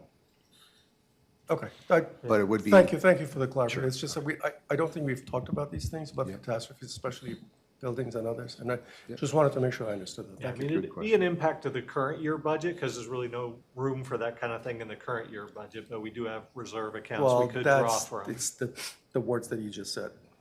Don't have current room in the current budget type. Right. Thank you. Could you, Go ahead. could you also speak to the emergency resolution that we have in place? Because I think that is applicable here. And also the line of credit at the bank that we could draw on. Why don't I start, and then maybe Ed could talk about some numbers. I want to make sure we don't mix up two different things. So we talk a lot about replacing tennis courts or replacing swimming pools or making improvements to bathhouses. I think what we're wanting to start a dialogue with the board about is we never have that conversation about what are we going to do if there's a failure at Nature House. Do we live without Nature House? Do we do a special assessment? I mean, the catastrophic event may or may not be the reason. I mean, there's just maintenance needs over time. We think it would be much more strategic for the association to start thinking about those things as compared to, we didn't think about full replacement of our facilities for the last 30-something years, and now we're talking about it, right? So the idea is more that's the budgetary concept that we'd like to introduce to everybody. And then should we have the catastrophic event, yes, we have procedures in place that allow for emergency spending, some of which hear about insurance. Yes, I mean, it would be very specific to what happened, at that moment in time. I think I also just want to put an order of magnitude as we talk about some of these things. We talk about, $4 million as a large number, right, of money. That's one pool. Just in general, it's not as a piggy bank. I'm not suggesting 4 million is a small number, but it's not, covering the whole association either. Thank you. All right, any other comments? I appreciate sorry, Mr. Director Lanza. Hey, so I had two questions. First, as a precursor, make sure I'm understanding this correctly. These columns are the year the money is being spent or the year the money is being collected? The year the money is being spent, that's a good question. So when you see, like, you look at 2026, for example, those are the projects that would be completed in 2026. Okay. And then my question was, there are some very large items here, such as the lake dredging. Yep. Yeah, mostly the lake dredging. Is there an opportunity where we can look at averaging that out over a few years, kind of how we're doing the pool maintenance? Yeah, that's a good question. So there's two options there. One, we could collect over a few years. The second is, and we did recommend this in the first draft, is using stream wetlands funds. So we have an account where we've collected money for stream wetlands credits. So Ed and I used a $500,000 number as a placeholder. So we would use that as an offset to offset the full cost of the dredging to the membership. That's money that's sitting in an account right now that we can only use for certain items. So this year was the first time we used the stream wetlands account to offset the dredging at Lake Ann and Lake Thoreau. Gotcha. Thank you. Yeah. All right. So I'm sorry. Can I yield my time? I don't have one left. I don't know that there's a mechanism for that, but yes. In theory. When Mac mentioned Nature House, it reminded me that, and then Peter just mentioned the Stream Wetlands Fund. Nature House was originally funded by Friends of Reston. And I'm wondering if it would behoove us as a board to make a request of Friends of Reston to fund the maintenance at the Nature House. I think that's a great idea. I'm going to interject before Mac and Pete decide if they want to as well. But recently sat at a Friends of Reston meeting, and they specifically asked us to start providing them with ideas for that they can fundraise for. I told them that and talked to Mac and Ed about it. That one of the things we could do during this process is identify items that come up during suggestions and things along those lines that would be specific to Friends of Reston, and package them up into a list and forward them over. Wait, so I have a question. When do they need those by? There was no date. We will put that together for you. So this is the first year they've had I will say, organized budget discussion, and tried to mirror their calendar on our calendar. So it'll be sometime midsummer, but we're still working out those details. All right. Oh, you have one more. I'm sorry? Yeah, the only other Mr. comment Steve? I would make is fixed costs year to year for some of these things, and I would recommend looking at inflation. I'm sorry, could you move the microphone a little closer to you? Thank Yeah, you. my recommendation is to include inflation in some of the numbers, particularly when they're fixed. So if it's a footbridge, it's cost 50 grand, well, it's gonna cost 52 next year, or 50. Right, you definitely round to the nearest thousand, but I feel like over time, we should be capturing that inflation, because that's what's come back to bite RA over the last handful of years with the hyperinflation. I know that was more of employee costs and just general supplies, but it applies here to also equipment as you're replacing it. Yes, thank you. But it's already in there. Where? Not separate, not separate. Most of the numbers that we pulled, if they're from the reserve study, there would be an inflationary factor. I think the answer to Scott's question, though, is when we do get this working group together, we should probably all come to terms with how do we want to look at this over the next 5 years so that we all agree on where we're looking. All right, I see no further comments, so I appreciate everyone I appreciate everyone's participation in this conversation. Moving on to the operating budget kickoff, Mr. Groom. I think Mac wanted to say a few words to start it off. Yeah, I'll go through the first couple slides, and I want to speak at sort of an organizational level and talk about what I think some of the key variables are going to be going into this year's budget process and adoption. We've also been doing a lot of thinking about the after-action report meeting that we had and the feedback that we got from the board, and a few conversations we had with the Fiscal Committee about process and process improvements and just different ways to think about how to be as organized as possible. And the word efficiency came up quite a bit in all of those feedback sessions. So one of the things, and I'm going to have Ed walk through at the end, we show this slide twice, kind of right at the beginning and then right at the end, the key milestone dates and decision-making meetings. The process for the budget adoption is predicated on the concept that each decision is then built upon moving to the next step in the process. So as you see things that are happening in June, the July discussions build on that, and then we're into August. We are accelerating the delivery of the first budget. So my job is to put together all of the feedback from when we have these sorts of conversations, package up a draft budget that I think is the best thing that you should be thinking about for 2026. And we're going to deliver that to you in August. Now, that's substantially earlier than in years past. Typically, the first budget has been delivered in September, just in time for the September meetings. So our hope, though, is that that will set up a more robust conversation in September, which will hopefully allow for better feedback early on in the process on the draft budget, so that maybe the October meetings will be a little bit more efficient, which again is a word that has come up. If we jump to the next slide, what I want to spend a little bit of time talking about is, I want to remind everybody that though sometimes these budget processes, we're here late at night, there really are some fairly significant successes, and then I think there's some lessons learned from the last year or two. Last year, we definitely learned some lessons from an operating standpoint about operating 15 swimming pools. It had been several years since we had done that. We also had the first year of passes being fully funded in the base assessment, which we saw record numbers of people, which also then caused some operating expense things. And we think we've got a very good sense of what that business model looks like going into this year's budget process and adoption. The other thing that I will say was, from our perspective, a success, but also posed to be a challenge, having over 200 member suggestions that the board needed to wrestle with last year.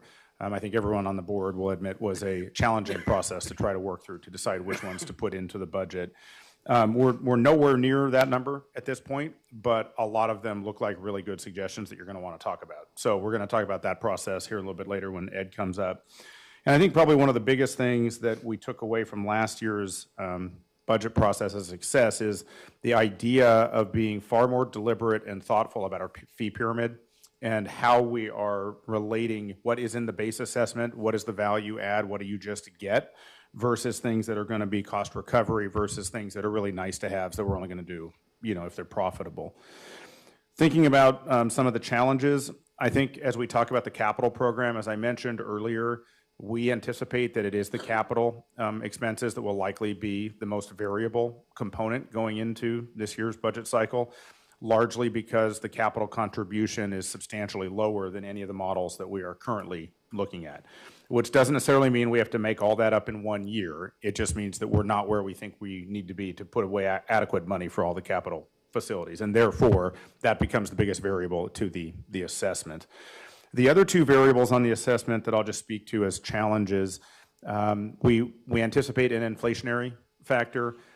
There will be some discussion around the cost of materials and tariffs and some of those things that everybody is dealing with, from a construction standpoint. So we may need to add some conservative factor, into some of to deal with some of those things.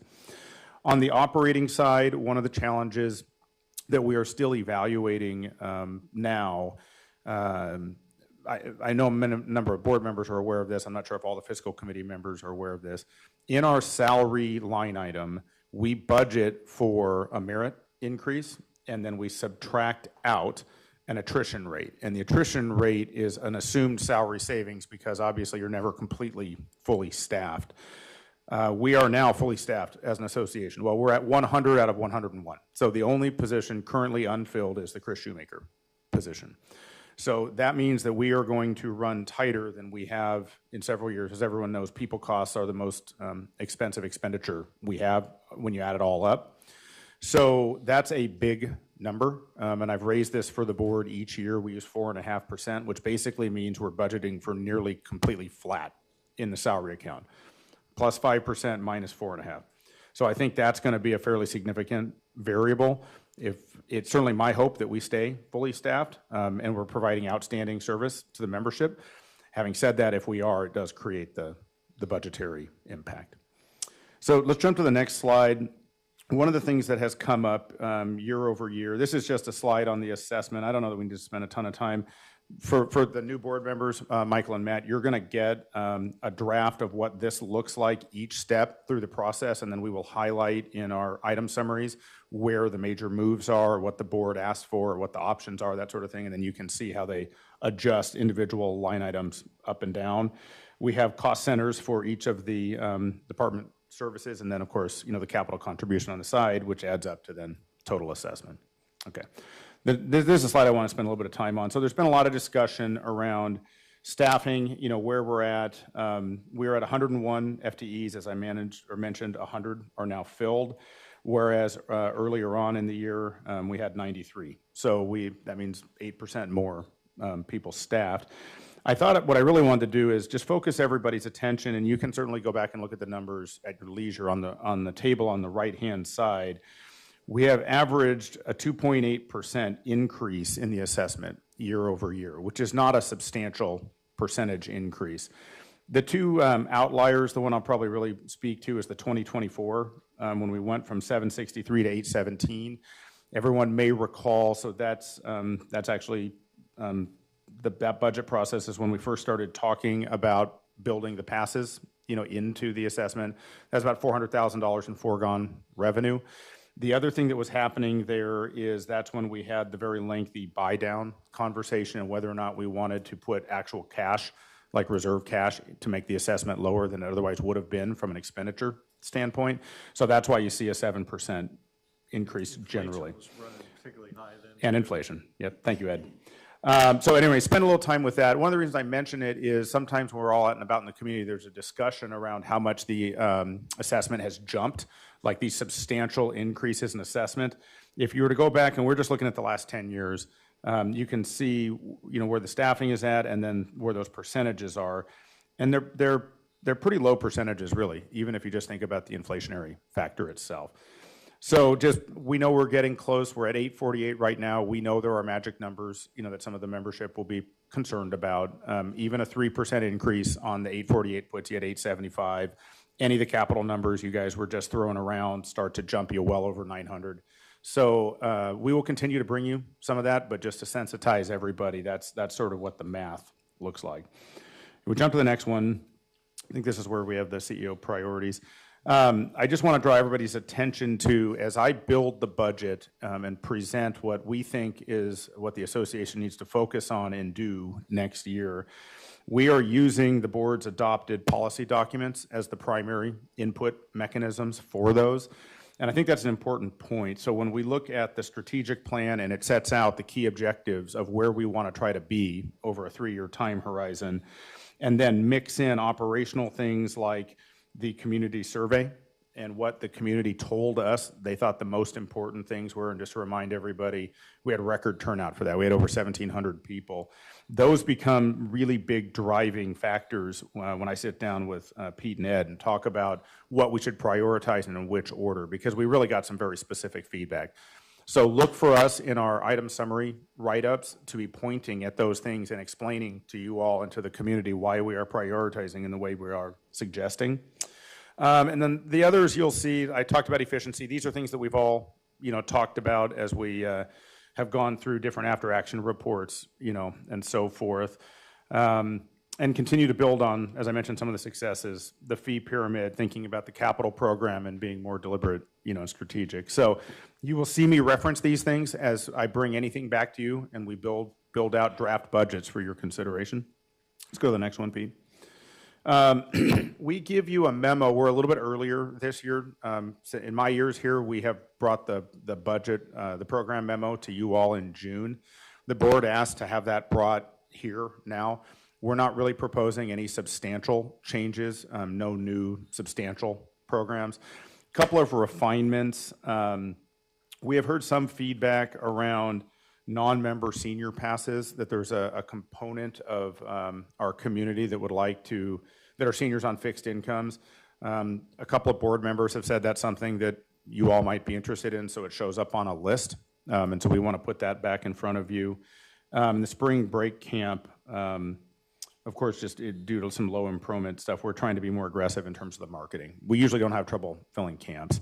So as I mentioned, these are just things that are enhancements. We're discontinuing a few of the, like the Easter egg things and yoga events, just because they're just not as well attended. So again, just scaling back, but not huge shifts or changes to the budget. So what I want to do is hand it off to Ed. You guys asked us for two things, which I've worked on with Ed quite a bit. One is an introductory discussion on debt and debt issuance, so we can start to hone in on, is that something that we are interested in or not? And bear in mind, this is a big topic, so you're not deciding tonight whether you ever want to borrow money in the future, but we want to put it in front of everybody. The second is the board asked for some forecasting of what our assessments might look like going out. So we have produced those over a couple of years. The caveat as we get to that particular slide is, and I put this in the item summary, but I'll mention it again, there is still tremendous variability in some of the factors that go into the assessment. So we've tried to show you what some out years might look like, but I'm going to ask everybody not to hone in too much on the final number at this point. It's just to show all things being equal, if these are the assumptions, here's what the assessment grows to. Okay, so I'll hand it off to Ed. Okay, thanks. First on the debt discussion, so that has come up from time to time, and we've done some analysis on it. I had like some spreadsheets, lots of numbers and that kind of thing, and went over to a pre-meeting with these guys, but also with Dave and Matt and Bob, and we decided that was probably more detail than was needed tonight, but I think everybody was in agreement with these numbers. Bob said he'd done similar analysis in the past, and he had similar numbers that basically the debt model is going to cost over time members about 52% more than the collect-ahead model, given some assumptions I'll talk through. Collect-ahead model is, we're collecting some money ahead of time, whether it's with a 10-year average concept or CRV or any other kind of model that we choose to collect some of this money ahead of time and keep it in a reserve versus not collecting ahead of time and, borrowing when we need it. So, for example, if we needed $5 million for a pool or whatever, you could, over time, over 10 years, collect $419K a year for 10 years, and with the interest you'd earn on it, you'd have your $5 million. Or you could take a loan for $5 million, and you'd be paying $635K a year for 10 years to pay it off. So you are paying more, but the timing is different. So, there's some advantages of that I'll talk to. And that's given an assumption of a 3.5% interest on your cash that you've collected ahead of time. which we can easily make that right now with our money markets. I mean, it's going to depend on what the market does.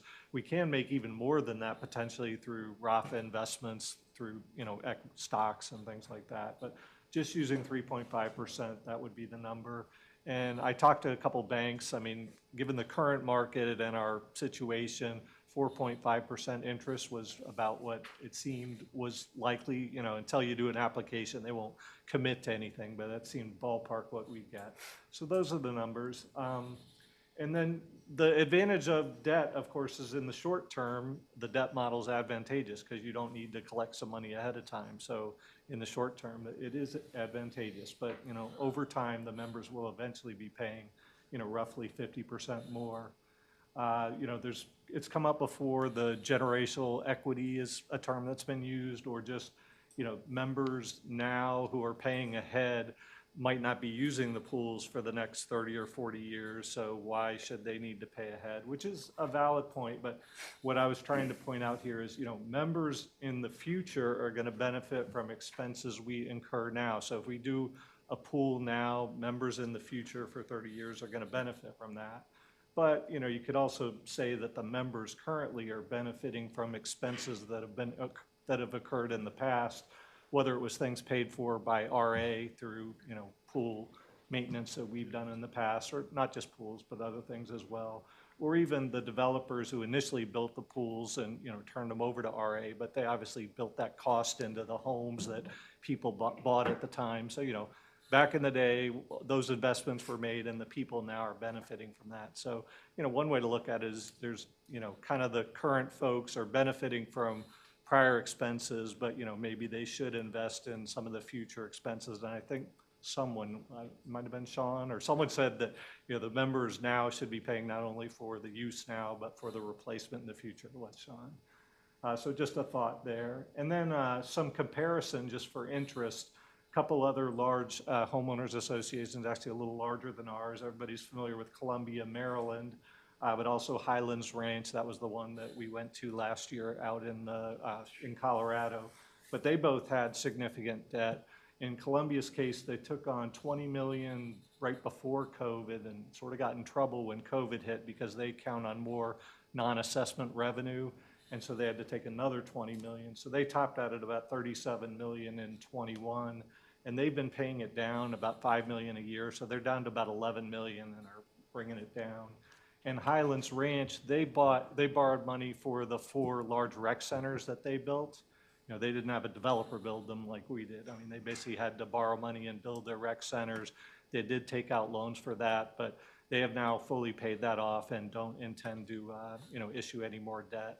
And another just tidbit is, they mentioned that their board and members would ask, now that we paid off the loans, does the assessment go down? And their answer was no, because now those rec centers are getting older and they're going to have to start incurring more maintenance costs, like they're replacing the roof in the current year budget when we were there last year. So just a couple comments on debt, but happy to take any questions on that before we move to the next one. Director Fleshman? I understood that Columbia had some very serious problems as a result of the incurrence in debt. Something to be avoided. Right. Okay, we'll move on then. So this is a very notional, it's a notional 5-year forecast, and there's 2 models that we'll look at here. I'm sure you looked at them ahead of time as well. But if I could focus you to the right side first, just to tell you the assumptions that were used. So on the non-assessment revenues and the operating expenses, we used an assumption of a 3% increase each year for inflation. So those are going up 3% a year. We did not assume a change to the equivalent units. It's 21,550.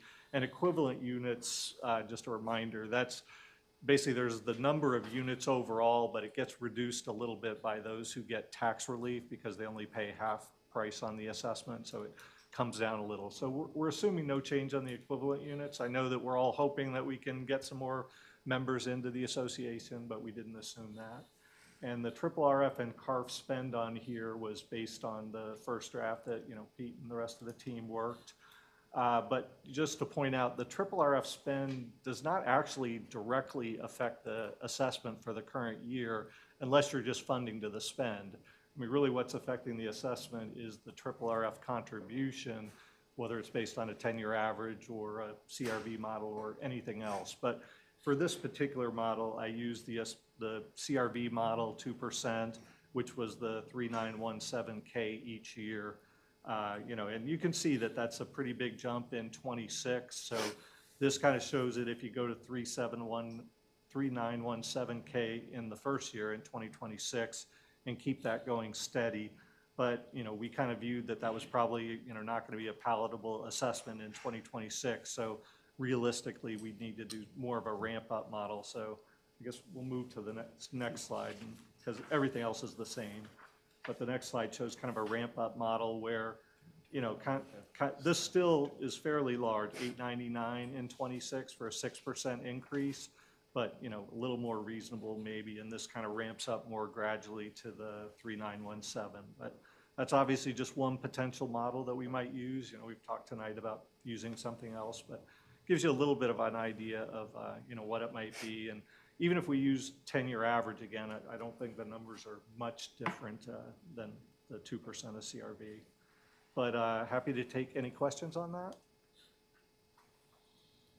I guess one other thing I didn't mention is there were offsets in 24 and 25, and we didn't assume any in 26.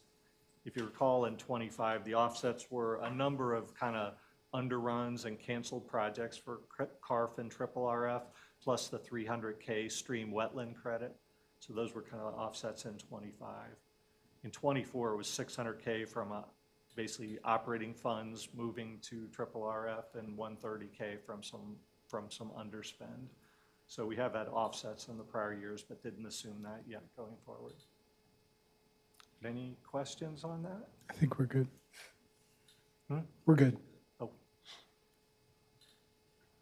And I mean, this is our last slide, next steps, and it's similar to what Max showed before, but I'll go through it in just a little bit more detail. So earlier in the year, after fiscal went through it first, the board kind of approved this. We did confirm that we were sufficient on our minimum balance for the RRF, which we've talked about tonight.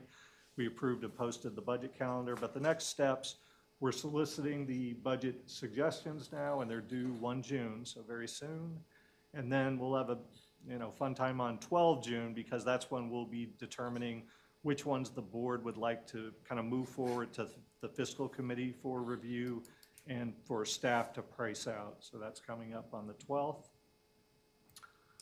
Step 5, that's basically what we're doing tonight, the CEO presenting the new programs.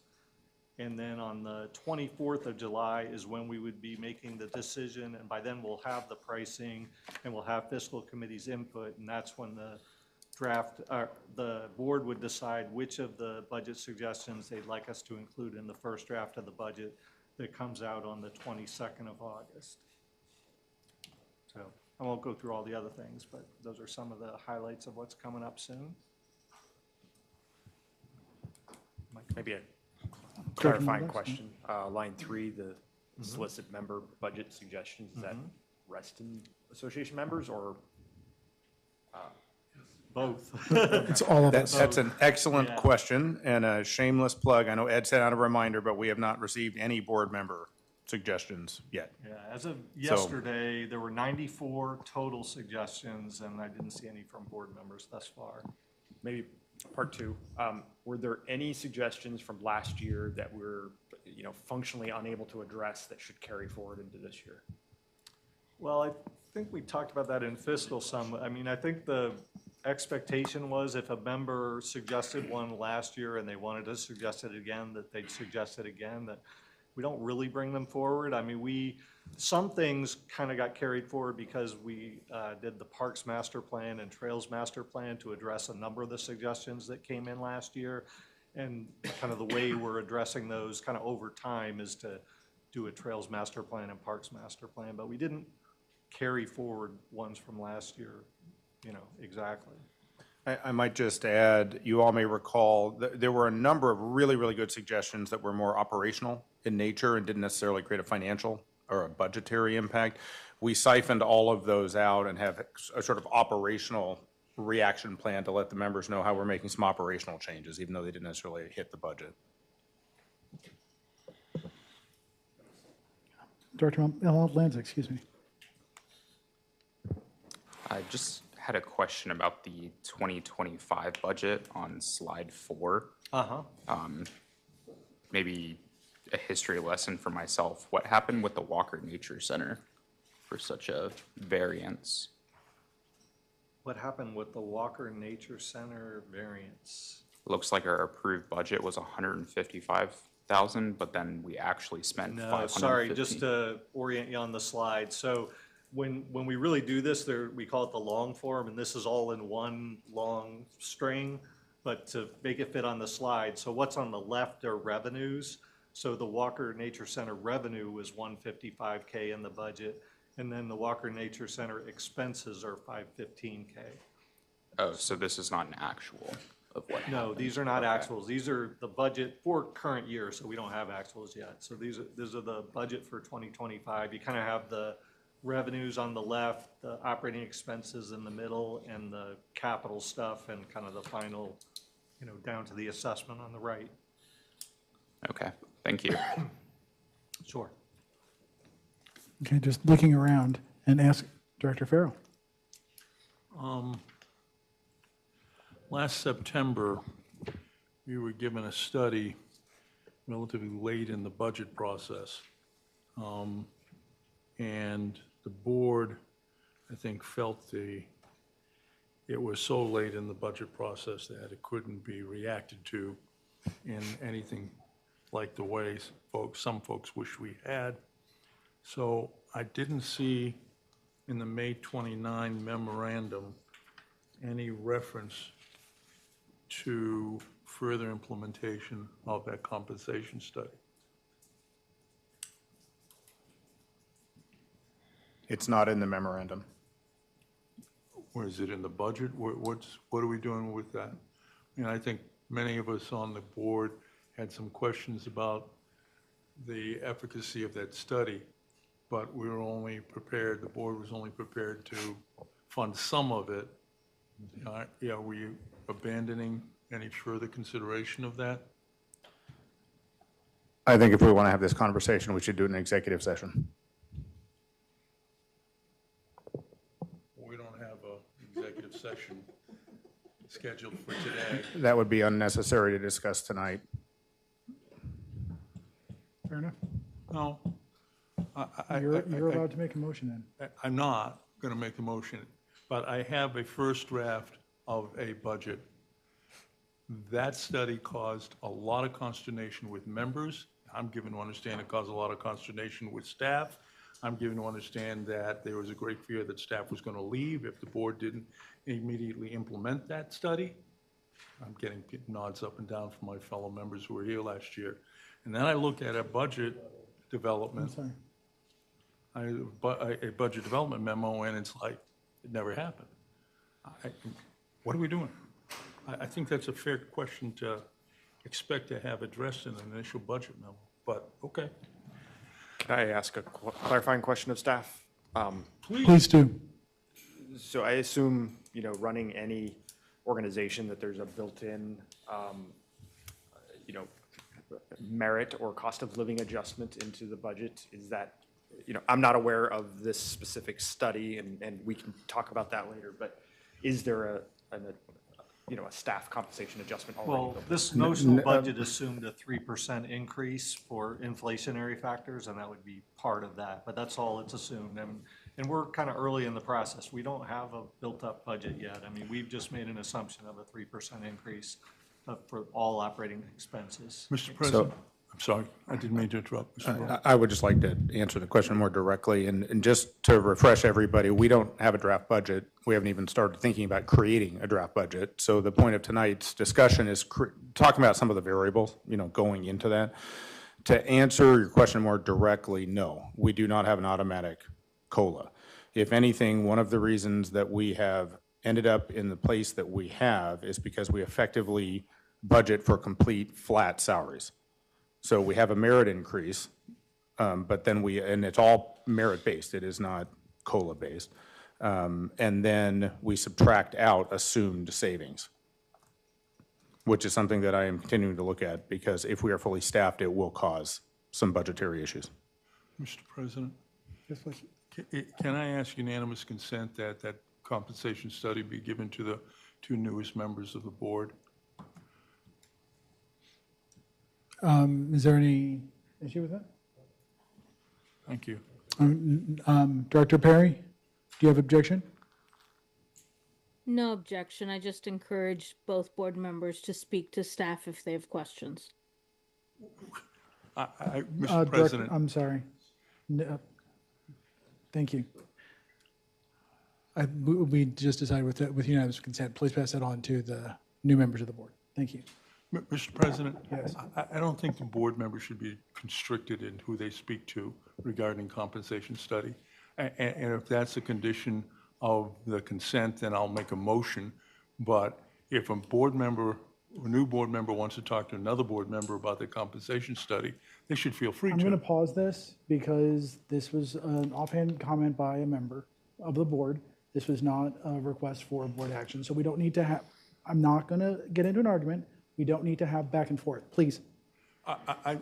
You're not recognized, sir. Mr. President, point of order. If the consent was conditioned, It was not a directive, John. It was a suggestion. Director Perry? Thank you. Thank you. Thank you, Mr. President. That's what I was looking for. And that's what I was trying, that's what I said. So we're done. We can move on, please. Thank you. I think that's what we had for you on that part. If there's no, I'm sorry. Yes. Sorry, I didn't have anything on that specifically, but I have a list for this section. Okay, so my comments for this section are in the memo from our CEO. There is a couple paragraphs on the 2027 budget, not 2026. And I don't recall the same thing that Mac, you recall having a decision on the 2027 budget, that we were just going to use some inflationary factor and call 2027 done.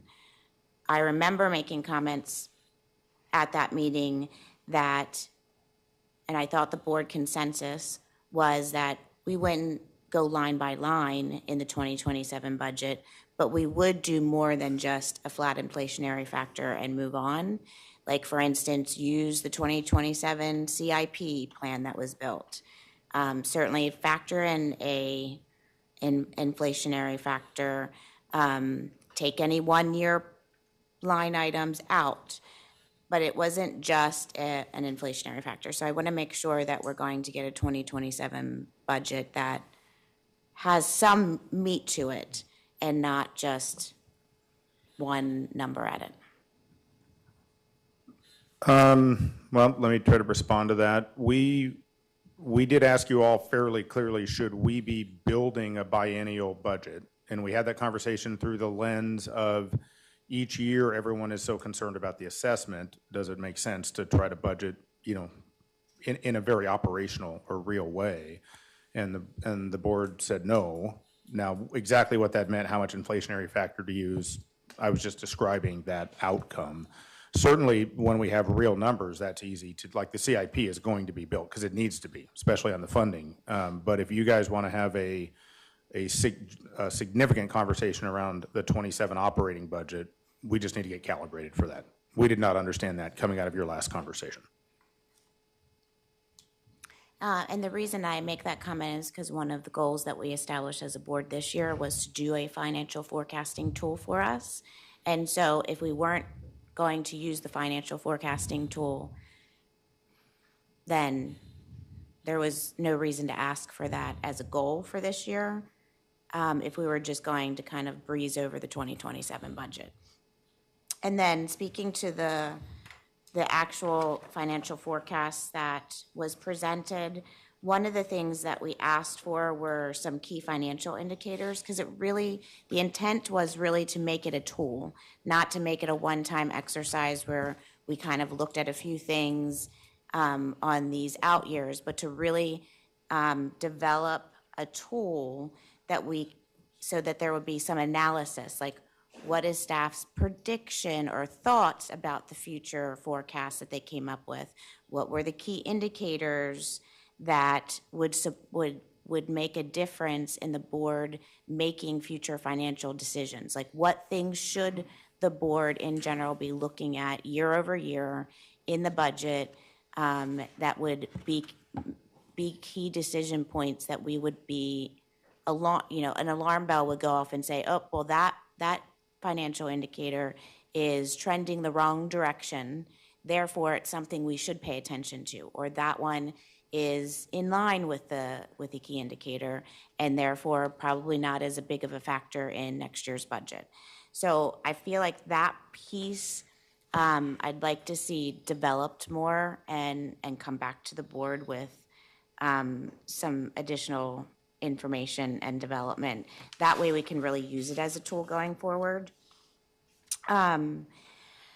I would really like to see, as part of the budget going forward, some of the programming numbers that we started to see in the last recreation, I think we call it the recreational update report, the one that Ms. Galowski does. I think that having some of those programming numbers would really help inform the budget that you guys came up with and how you were deciding or making decisions on what to put in or what to take out of the budget. And we just started to see that, but I'd love to see it to become part of the budget process. My other one is on the slide deck on the CEO budget priorities. Item number 8, I think should be something that we really take seriously and study as a board. We created the fee pyramid last year. I think this year is really the year to test it. Are we following the tier levels within the budget of the pyramid that we came to an agreement on last year? And if you haven't seen the fee pyramid in detail, then maybe that's something else we can also get to our newer board members, since they weren't here when we made those decisions. As far as attrition factor, I think that is, if I were to have key indicators for financial forecast model, the attrition factor is something that I think is fine, and that we could yield spending time as a board talking about the attrition factor. We have beat the attrition factor every year that it has been in place. I think that until we get to a point where we get close to not achieving it, or we don't achieve it for a year or two, then it would be something I would think that the board would want to take up. But I'd rather not get into long discussions about the attrition factor. I also want to recognize that as a board, we understand that the attrition factor is in there. And if we don't have turnover, that's a great thing. We might not make the attrition factor, but it is a factor to help us determine the assessment. It is not something where we would go back to staff and say, well, you didn't achieve the attrition factor, you should have had more turnover, right? It's the opposite of what we want. So it's not something that I feel like we would hold staff so accountable to making that it should be an issue for this budget cycle. And then there was an item on senior passes. Personally, I think that we just had a whole debate last year and the year before on what our pass rates were going to be. We came to some conclusions. We need to leave them alone. Let them play out for a couple of years before we start bringing new ideas and changes to our passes. I appreciate that staff are obviously hearing something from some of our non-member seniors that want to participate with us, but I think it's not a priority for me. I don't think that it should be a priority for the board. And then finally, last year, a few of us asked staff for a cut list. And we are always going to be in a position in which, especially towards the end of the budget process, what if we had to make cuts in the budget, what would those cuts be? And in previous years, so I'd encourage staff to go back to probably 3 years ago or more. There were some really robust, thoughtful lists from staff on if you wanted to make a value judgment on this line item specifically in the budget, this is the financial effect that it would be.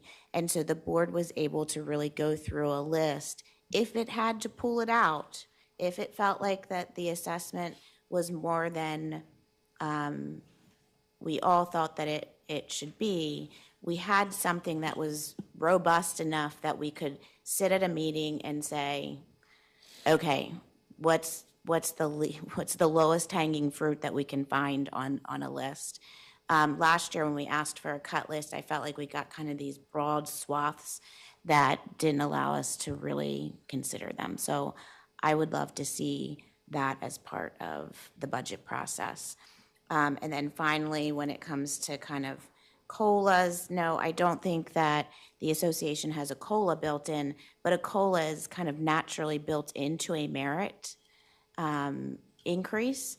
Merit increase rates rise and fall over time, and part of those trends have to do with inflationary factors, which COLAs are based out of.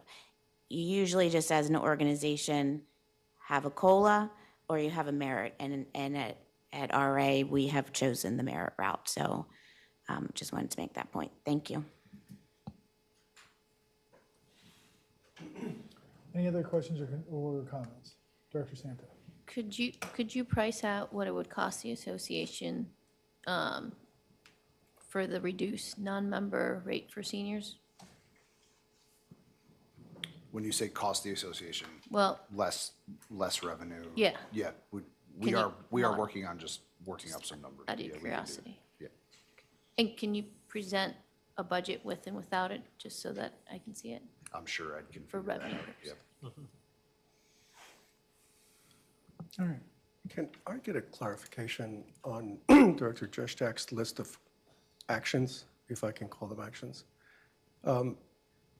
Were they actions for the staff to go do these things, or are they actions suggested to be considered? Because I'm not sure if I followed everything that was discussed, and I think as a board, we need to decide as a board what the staff should be doing. So if they're actions, then we need to do something about it. Because I'm sure you took you took some notes about what the list was. So getting clarification would help both the board and also the staff so that they're on the hook for getting things done. Director Joshak, what was your intent?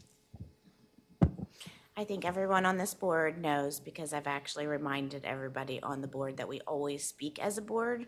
We do not speak as individuals in giving direction to staff.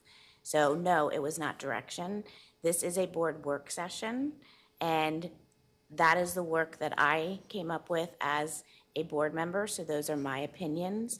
I certainly encourage the board that if you feel like we should take action as a team on any one or many of them, that we do so. But these are the things that I think are important that we should look at as a board during this budget process. And certainly my individual eye will be on them during this budget process. May I? I appreciate that. I'm just asking for clarity because sometimes we assign things and they come across as individuals assigning actions. And I think the entire board needs to either agree with it or just get clarification on that. That's all. Well, we have clarity now. Thank you. Thank you. All right. Can I, oh, sorry. Just one thing. So as Director Dreschuk mentioned a number of things, there's just I heard a lot of feedback to be thinking about, for future conversations. But the one thing that she did mention, if the board is going to start to think about operational cuts or something that looks like last year, it would be very helpful to know that substantially earlier in the process. So just from a strategic standpoint, it would be a lot better to be, if there's a desire to, so you embedded in all of the stuff that we're showing you is maintaining the same level of service or better, depending on, we talk about more pool hours or whatever everybody wants to talk about through this budgetary process. If we're thinking about going the other direction, that's a mindset change that we would need to be very clear on and have as much time as possible. I wanted to speak to item 3 on Jennifer's list, which was the programming numbers. I just wanted to say I echo what you said regarding the recreational updates. My preference would be to not just give number of visits, but the unique households, because the way we pay dues is based on households, not visits. And I also have encouraged staff to come up with some other creative ways to give us more information on the distance traveled by a household to a certain pool. How many times do they go in one day to different pools? Because I know a lot of families do hop around. So I just wanted to echo that I have asked similar questions. And to Jalal's point, I just wanted to share that, that I'm supportive of that.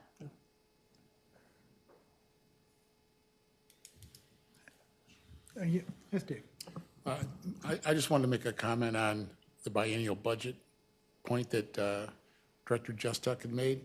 RA is required to do a biennial budget by the deed. We've never done it.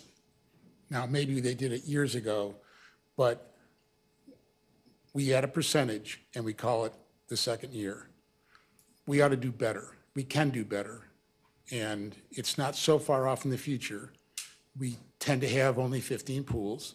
We tend to have so many miles of, the courts tend to be about the same number. I'm just saying, we ought to do a better job at doing a 2-year budget if possible. We haven't done a really good job of a second year in a long time.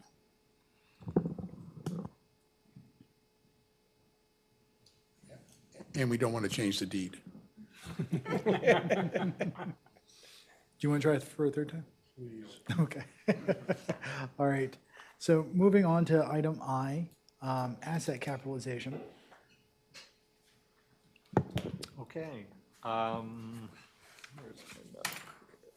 So there's a memo in the packet, and basically this was something we were reacting to a motion from the board in January to come back with a recommendation to change the $5,000 threshold now for what constitute a capital budget item.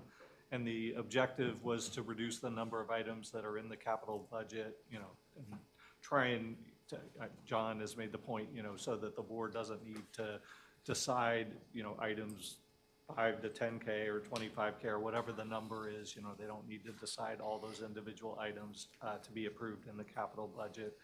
And I think it was Jennifer also added to bring back material to explain the effects of our financials on that recommendation. And, I did some analysis working with, the Fiscal Committee. We discussed it in the Fiscal Committee.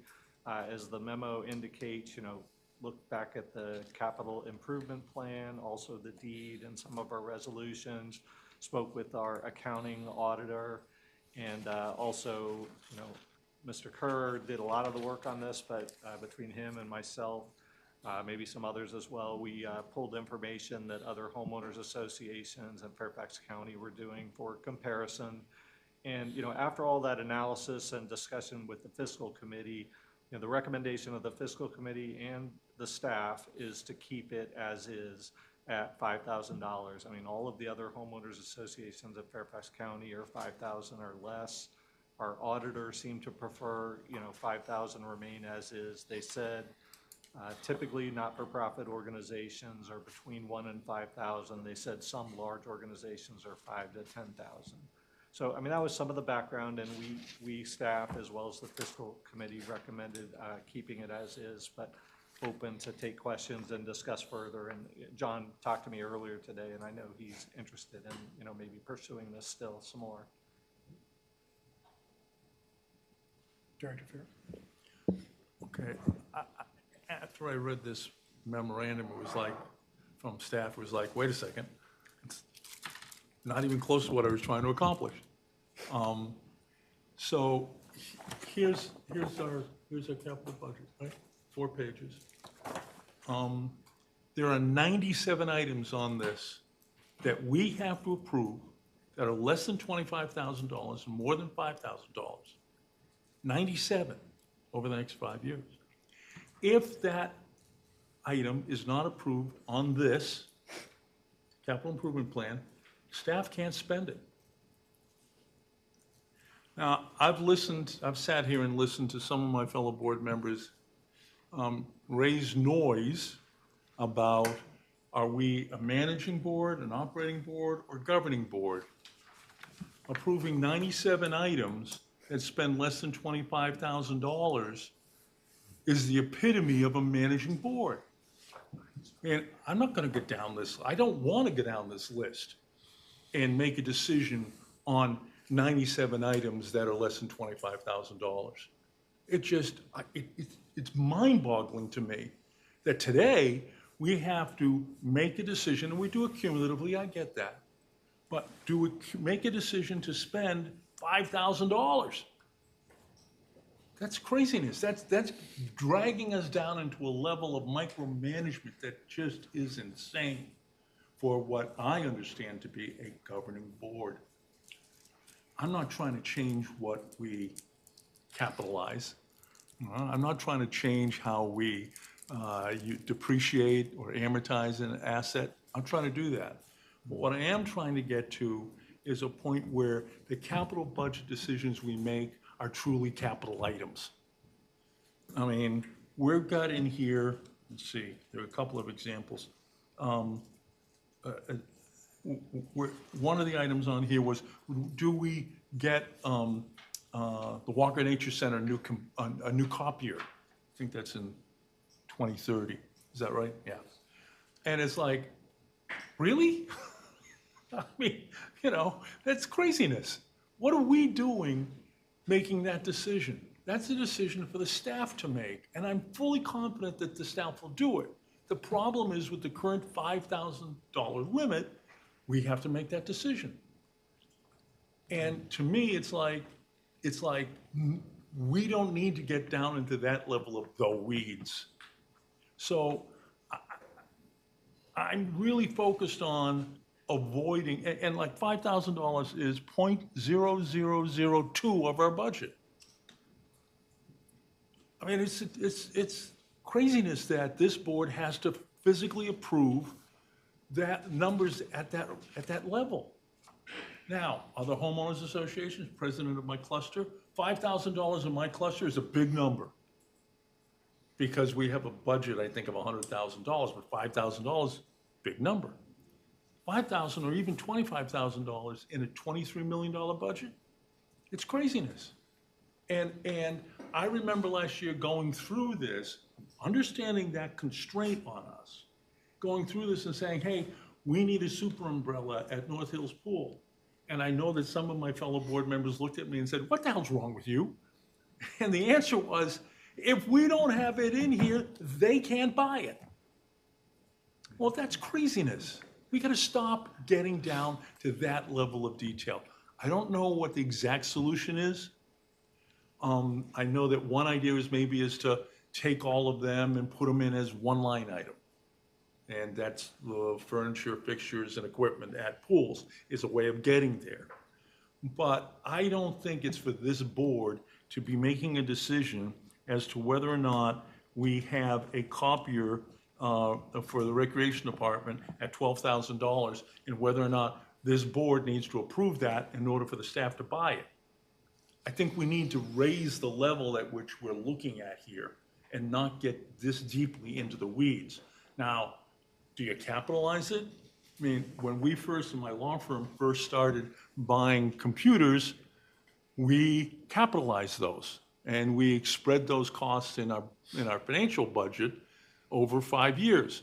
Today, if I buy a laptop, I'm expensing that because, come on, I mean, I'm spending $5,000 maybe $4,500. I think the whole idea here is to get the board out of the weeds and to make us a governing board, not an operational board. How we get there is maybe changing the number from 5,000 to 25,000, because that seems to make sense to me. Or maybe combine it somehow into a single line item that catches all the items less than 25,000. But to me, it's like, I don't want to have to make a motion to add a super umbrella to a capital budget item. That's an item, that's a decision that the staff can make and ought to make, and not be constrained by, well, it isn't in the capital improvement program, so we can't do it. But that's where we are right now. And that's a level of minutia that is unbecoming a governing body, and that's who we are. I'm going to interject and take the prerogative and ask a question myself. What other organization, you said that there were other organizations that you spoke to or that you did research on. What were those other organizations and how comparable in size were they? And just the reason I ask is because, you know, with our budget, population, that kind of thing, looking at a small municipality. I mean, it was in the memo, but Highlands Ranch was the first one we mentioned. So there are about 100,000 people, 30,000 homes, and their Columbia? threshold is $3,000. Montgomery Village, I don't know their exact size. They're probably half the size of us, I think. And theirs is $1,000. Columbia, theirs is $2,500. South Riding, they're smaller, but Columbia and Highland Ranch are bigger. Theirs is $1,500 for South Riding, and Fairfax County is $5,000. For the county itself is 5,000? Yeah. Okay. But to sort of just respond, I mean, what we set the capitalization threshold doesn't necessarily have to determine what the board has to approve line by line. I mean, it's kind of two different things. You know, per resolution 7, the board only needs to approve purchases over $100,000.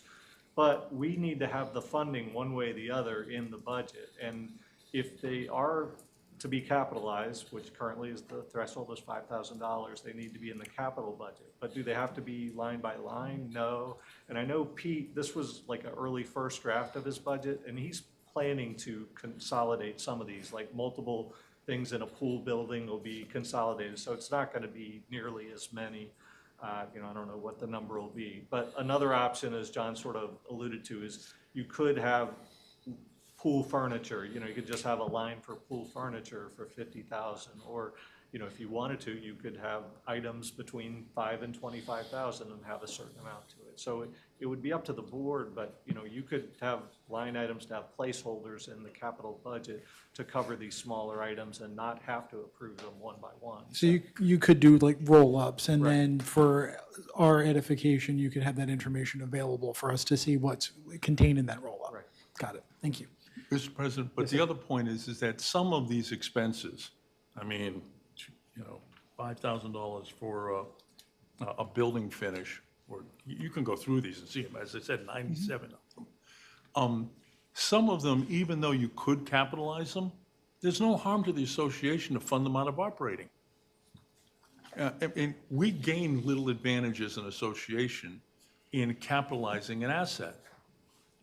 Because, you know, whether you show it on an expense in 1 year or show it on an expense over 5 years, because we're a nonprofit, it doesn't really impact the assessments or the membership. And it gets us out of the weeds. And right now, we're in the weeds deep. I'm sorry, Scott, did you have your hands up? Oh, I'm sorry. Did anyone else have their, Mr. Petrine? I think you're mixing the metaphor. Capitalization process is an accounting policy. I understand. And not a budget policy. The board approves the capital budget. And informationally, you want to know what that's composed of. Does that mean if you have an item for $5,000 in the budget and you spend $5,500, you can't do that? No, there's flexibility. It's not a single line item, Mr. President. I'm sorry. It's not a single line item.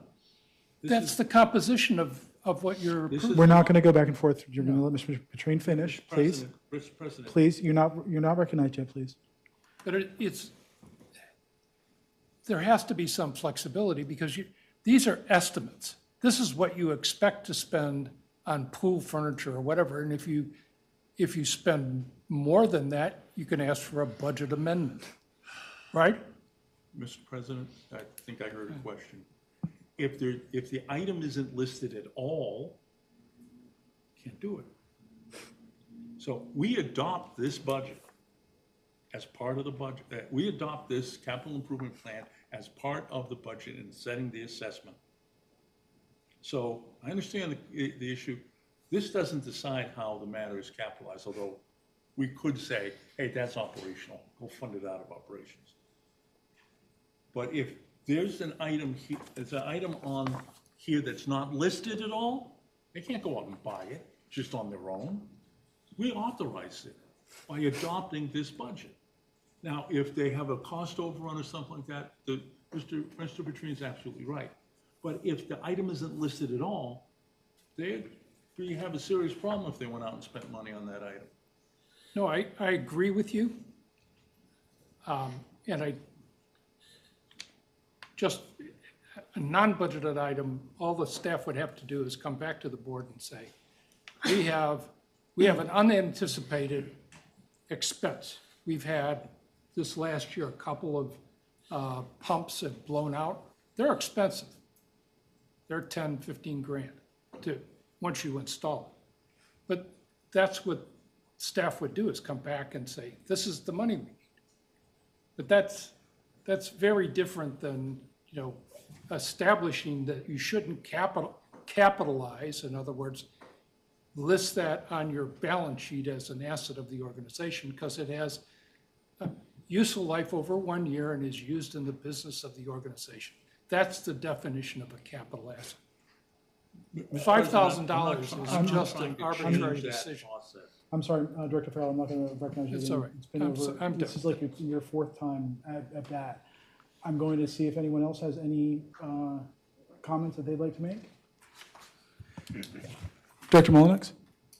Thank you. I agree with the sentiment that we want to be a governing board, not a micromanaging board.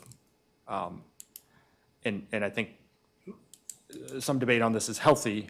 However, I think we can all kind of agree that we're looking at a roll. We should be looking at a roll-up and making our decisions based on a roll-up, not of specifics, specific line items. That is, we should not be in the weeds of specific line items. Totally agree. So if there's a nuance to this that, again, I'm fresh eyes, nuance to this conversation that I'm not aware of, happy to talk on the side. But I think we should all kind of, as a board, agree we're a governing body and we look at a roll-up number, not detail in the weeds. Mr. President, I'll give the rest of the board notice. We'll be making a motion at the next meeting where we consider the budget that any items of less than $25,000 be rolled up into a single line item so that we can move on. Okay, thank you. All right. And if somebody has a different number they want to talk about, I'm happy to have that conversation. Thank you for that. Any other questions, concerns, or comments on this topic? All right, hearing none. Moving to new business. We've got the agenda for the June 12 meeting. Please. Director Santos. May I ask a question before we address? For item G, and I raised this before, and I'll raise it again in case there's interest, but is there, and I know the answer is the folks from VDOT that are coming are only representing the project that they're going to be listed on, but is there any value in collecting ideas from all of our districts to discuss other pedestrian-related improvement projects that they could help answer on? For example, at Barton Hill, I'd love to hear conversation on the pillow hump. Or I was gonna say pillow talk because it's so late, but that's not what I'm doing right now. So I want to bring it up to see if there's merit, Mac or Pete, on maybe just starting an email thread and saying, hey, does anybody have any burning questions for VDOT so that we can give them to them in advance and they'd be prepared to speak on? May I add to your comment as well, if you don't mind? I think it's a great idea, but I would suggest that we maybe roll up some of these topics into sort of a bucket so that it's not personalized to one specific place or one specific topic. For example, a lot of people have issues with the sidewalks. Barton Hill area, close to Sunrise Valley, these sidewalks are really dangerous. And we've got calls, I've had emails, I'm sure everybody else has, that we need to do something about these sidewalks. So maybe that's one topic. Anyway, that's just that. So I think, this is what I think. They're coming with an ask of the association. We could say, in preparation of your ask, can you also be prepared to answer some additional pedestrian-related questions? Perhaps they could bring a different staffer with them as well. I'm happy to ask them. I mean, Yeah. that'd be great. Okay. To just maximize our time and headspace. And then I had a question regarding item H. Can Mac or Travis, can this be punted for later, or are we hearing from them so that we can address their budget cycle as well? I'll just mention, I think this is an unbelievably full agenda. This was something that Travis and I were struggling with in putting together a draft agenda for you all. I know Friends of Reston and their president particularly interested in coming to see the board. I don't think there's anything from a timing standpoint that would require Kathleen to come to the very next meeting, but it had been on the rhythm that she and Jalal had talked about when he was president, just trying to make sure that she got to talk to you all. But certainly no later in July, because back to President Johnson's comments earlier, the budget processes do overlap a little bit. I know she wants to talk to you all about that. Okay. I move to adopt the calendar for June 12th with the following changes. Oh, sorry. Could I just request one addition to the consent calendar? Director Perry has not been appointed vice chair for the legal committee. Thank you. Yeah. Thank you. Good call. Good call. So I'd like to add the nomination of Margaret Perry for vice chair of legal committee to the agenda. I would like to remove item H, Friends of Reston update, for a later date. And I'd like to remove line item N, committee resolutions. Is there a second? Second. There's, Mr. I'm sorry, President, just a moment, please. I'm sorry. You had a second? I had a motion and a second, and I hadn't asked for comments yet. I was going to make a substitute motion. I'll ask unanimous consent to add to the agenda the appointment of Ms. Anton, which isn't on here. But that would But be that an would be an executive executive session. Because we don't want her again to come for, No, she doesn't. We don't want her to. It would be done in executive session. It would be done after executive session, so don't we need? But we would You know, still, we don't need that. Yeah. Don't we need an item that says appointments? yeah, Director Farrell's actually right about that. We would need an item there just so we can vote on it later on. And Committee Oh, appointments? Yeah. you mean coming out? in the 12th meeting, Okay. we would have an line item got it. so we could take Got the it. vote on Thank that. you. Before new business? Mhm. Thank you. Thank you, sir. Why isn't it covered in executive session? that's what, Why isn't it covered here? yeah, Yeah, H. discussion would be an executive session, the vote would be in open session. That doesn't require an agenda item. Motion after. Well, we should be having it as an Can we agenda. ask Tony? Tony, what you think? We normally have, my recollection is we have an item that does the interviews, and then it's continued until after the executive session. Right. Yeah. That's right. So I think for consistency's sake, we should have something on there. It is, item E. Interviews continued, and then. Has volunteer appointments. You're right, you're right. Okay, so we can say appointment, interviews / appointments. and But then we we're have good. E. But we so have just volunteer to- interviews. Yes, interviews, but we're not going to be interviewing her. But we're going to interview the second person who wasn't here tonight. Dorothy. Yes. And that's why he's saying this is continued. This is, It doesn't I'm matter. cool, like, we're gonna vote. I mean, We're gonna vote on I Karen don't want next to hold week. it, yeah. That's it. Please. Thank you, John. We're bringing it up. Okay, continuing the motion as it stands. No, Thank you. And that's- we have a second. Yeah. Is there further comment? Director Jessica? Why are we meeting with VDOT? So VDOT has an easement request for us. They have said to us, if we don't approve the easement, they will go eminent domain. They will go eminent domain instead of asking us for the easement request. There's also dollars in this for us. I don't have the information ready. I was trying to get it out early. It's a lot of information. I will try to get this into Dropbox for the board well in advance of the packet to kind of absorb it all. There is no role for the DRB here. This is underground utility easement stuff. So they're coming to explain it. I don't feel comfortable. This is not like the bus stop. I don't feel comfortable sort of articulating this on behalf of VDOT. So they're going to come talk through the improvements and, you know, what's in it for the association, things like that. Clarifying. But from a high-level standpoint, to add to that, excuse me, I'm sorry. This is about the Pinecrest Greenway issue. Yeah, I'm very familiar with it. But we have to have a public hearing for easements. So I think that it needs to be, doesn't it need to be titled? Easement. Yeah. Like, yeah, I just think. Public maybe it hearing got for left off. easement. Yeah, So, we'll and change get it. rid of, I mean, So we would have to change the line item. I think we have to change it Yeah. because we have to have it as a public hearing. Sure. And then vote on it later. Okay. So then I guess I would ask unanimous consent to change item G to public hearing VDOT easement. Any objection? Seeing none? Okay. The item M, I have a question on Kathy Hudgens Community Center Agreement. Does that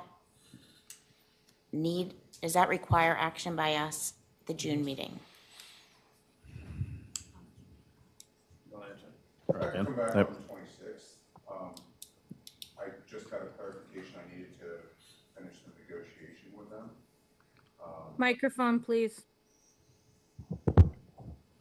Here it comes. And here I thought I was going to get through a meeting without Margaret yelling at me about a microphone. It could come back on the 26th, no problem.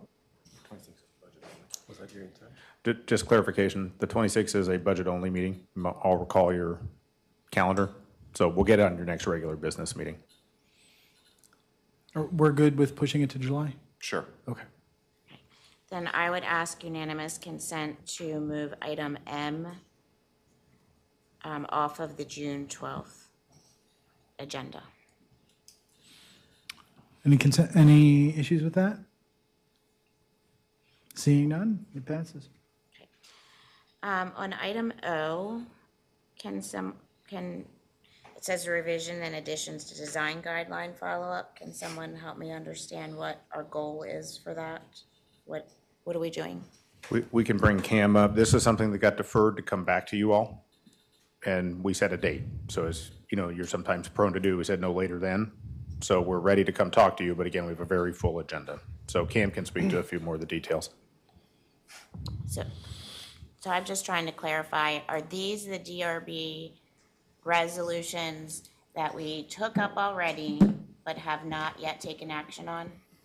Yes, there will be 7 from the last iteration that was reviewed in September of last year. And then there will be an additional 10 to 15 that you have not seen, but you've seen before through the BOC and all of the public hearings that we've had about it. Okay. I thought there was 10 that we didn't take action on last time, not 7. I am very much in favor of taking this topic up. But I definitely want the time put on the agenda to do so. And I think even with the things that we have taken off,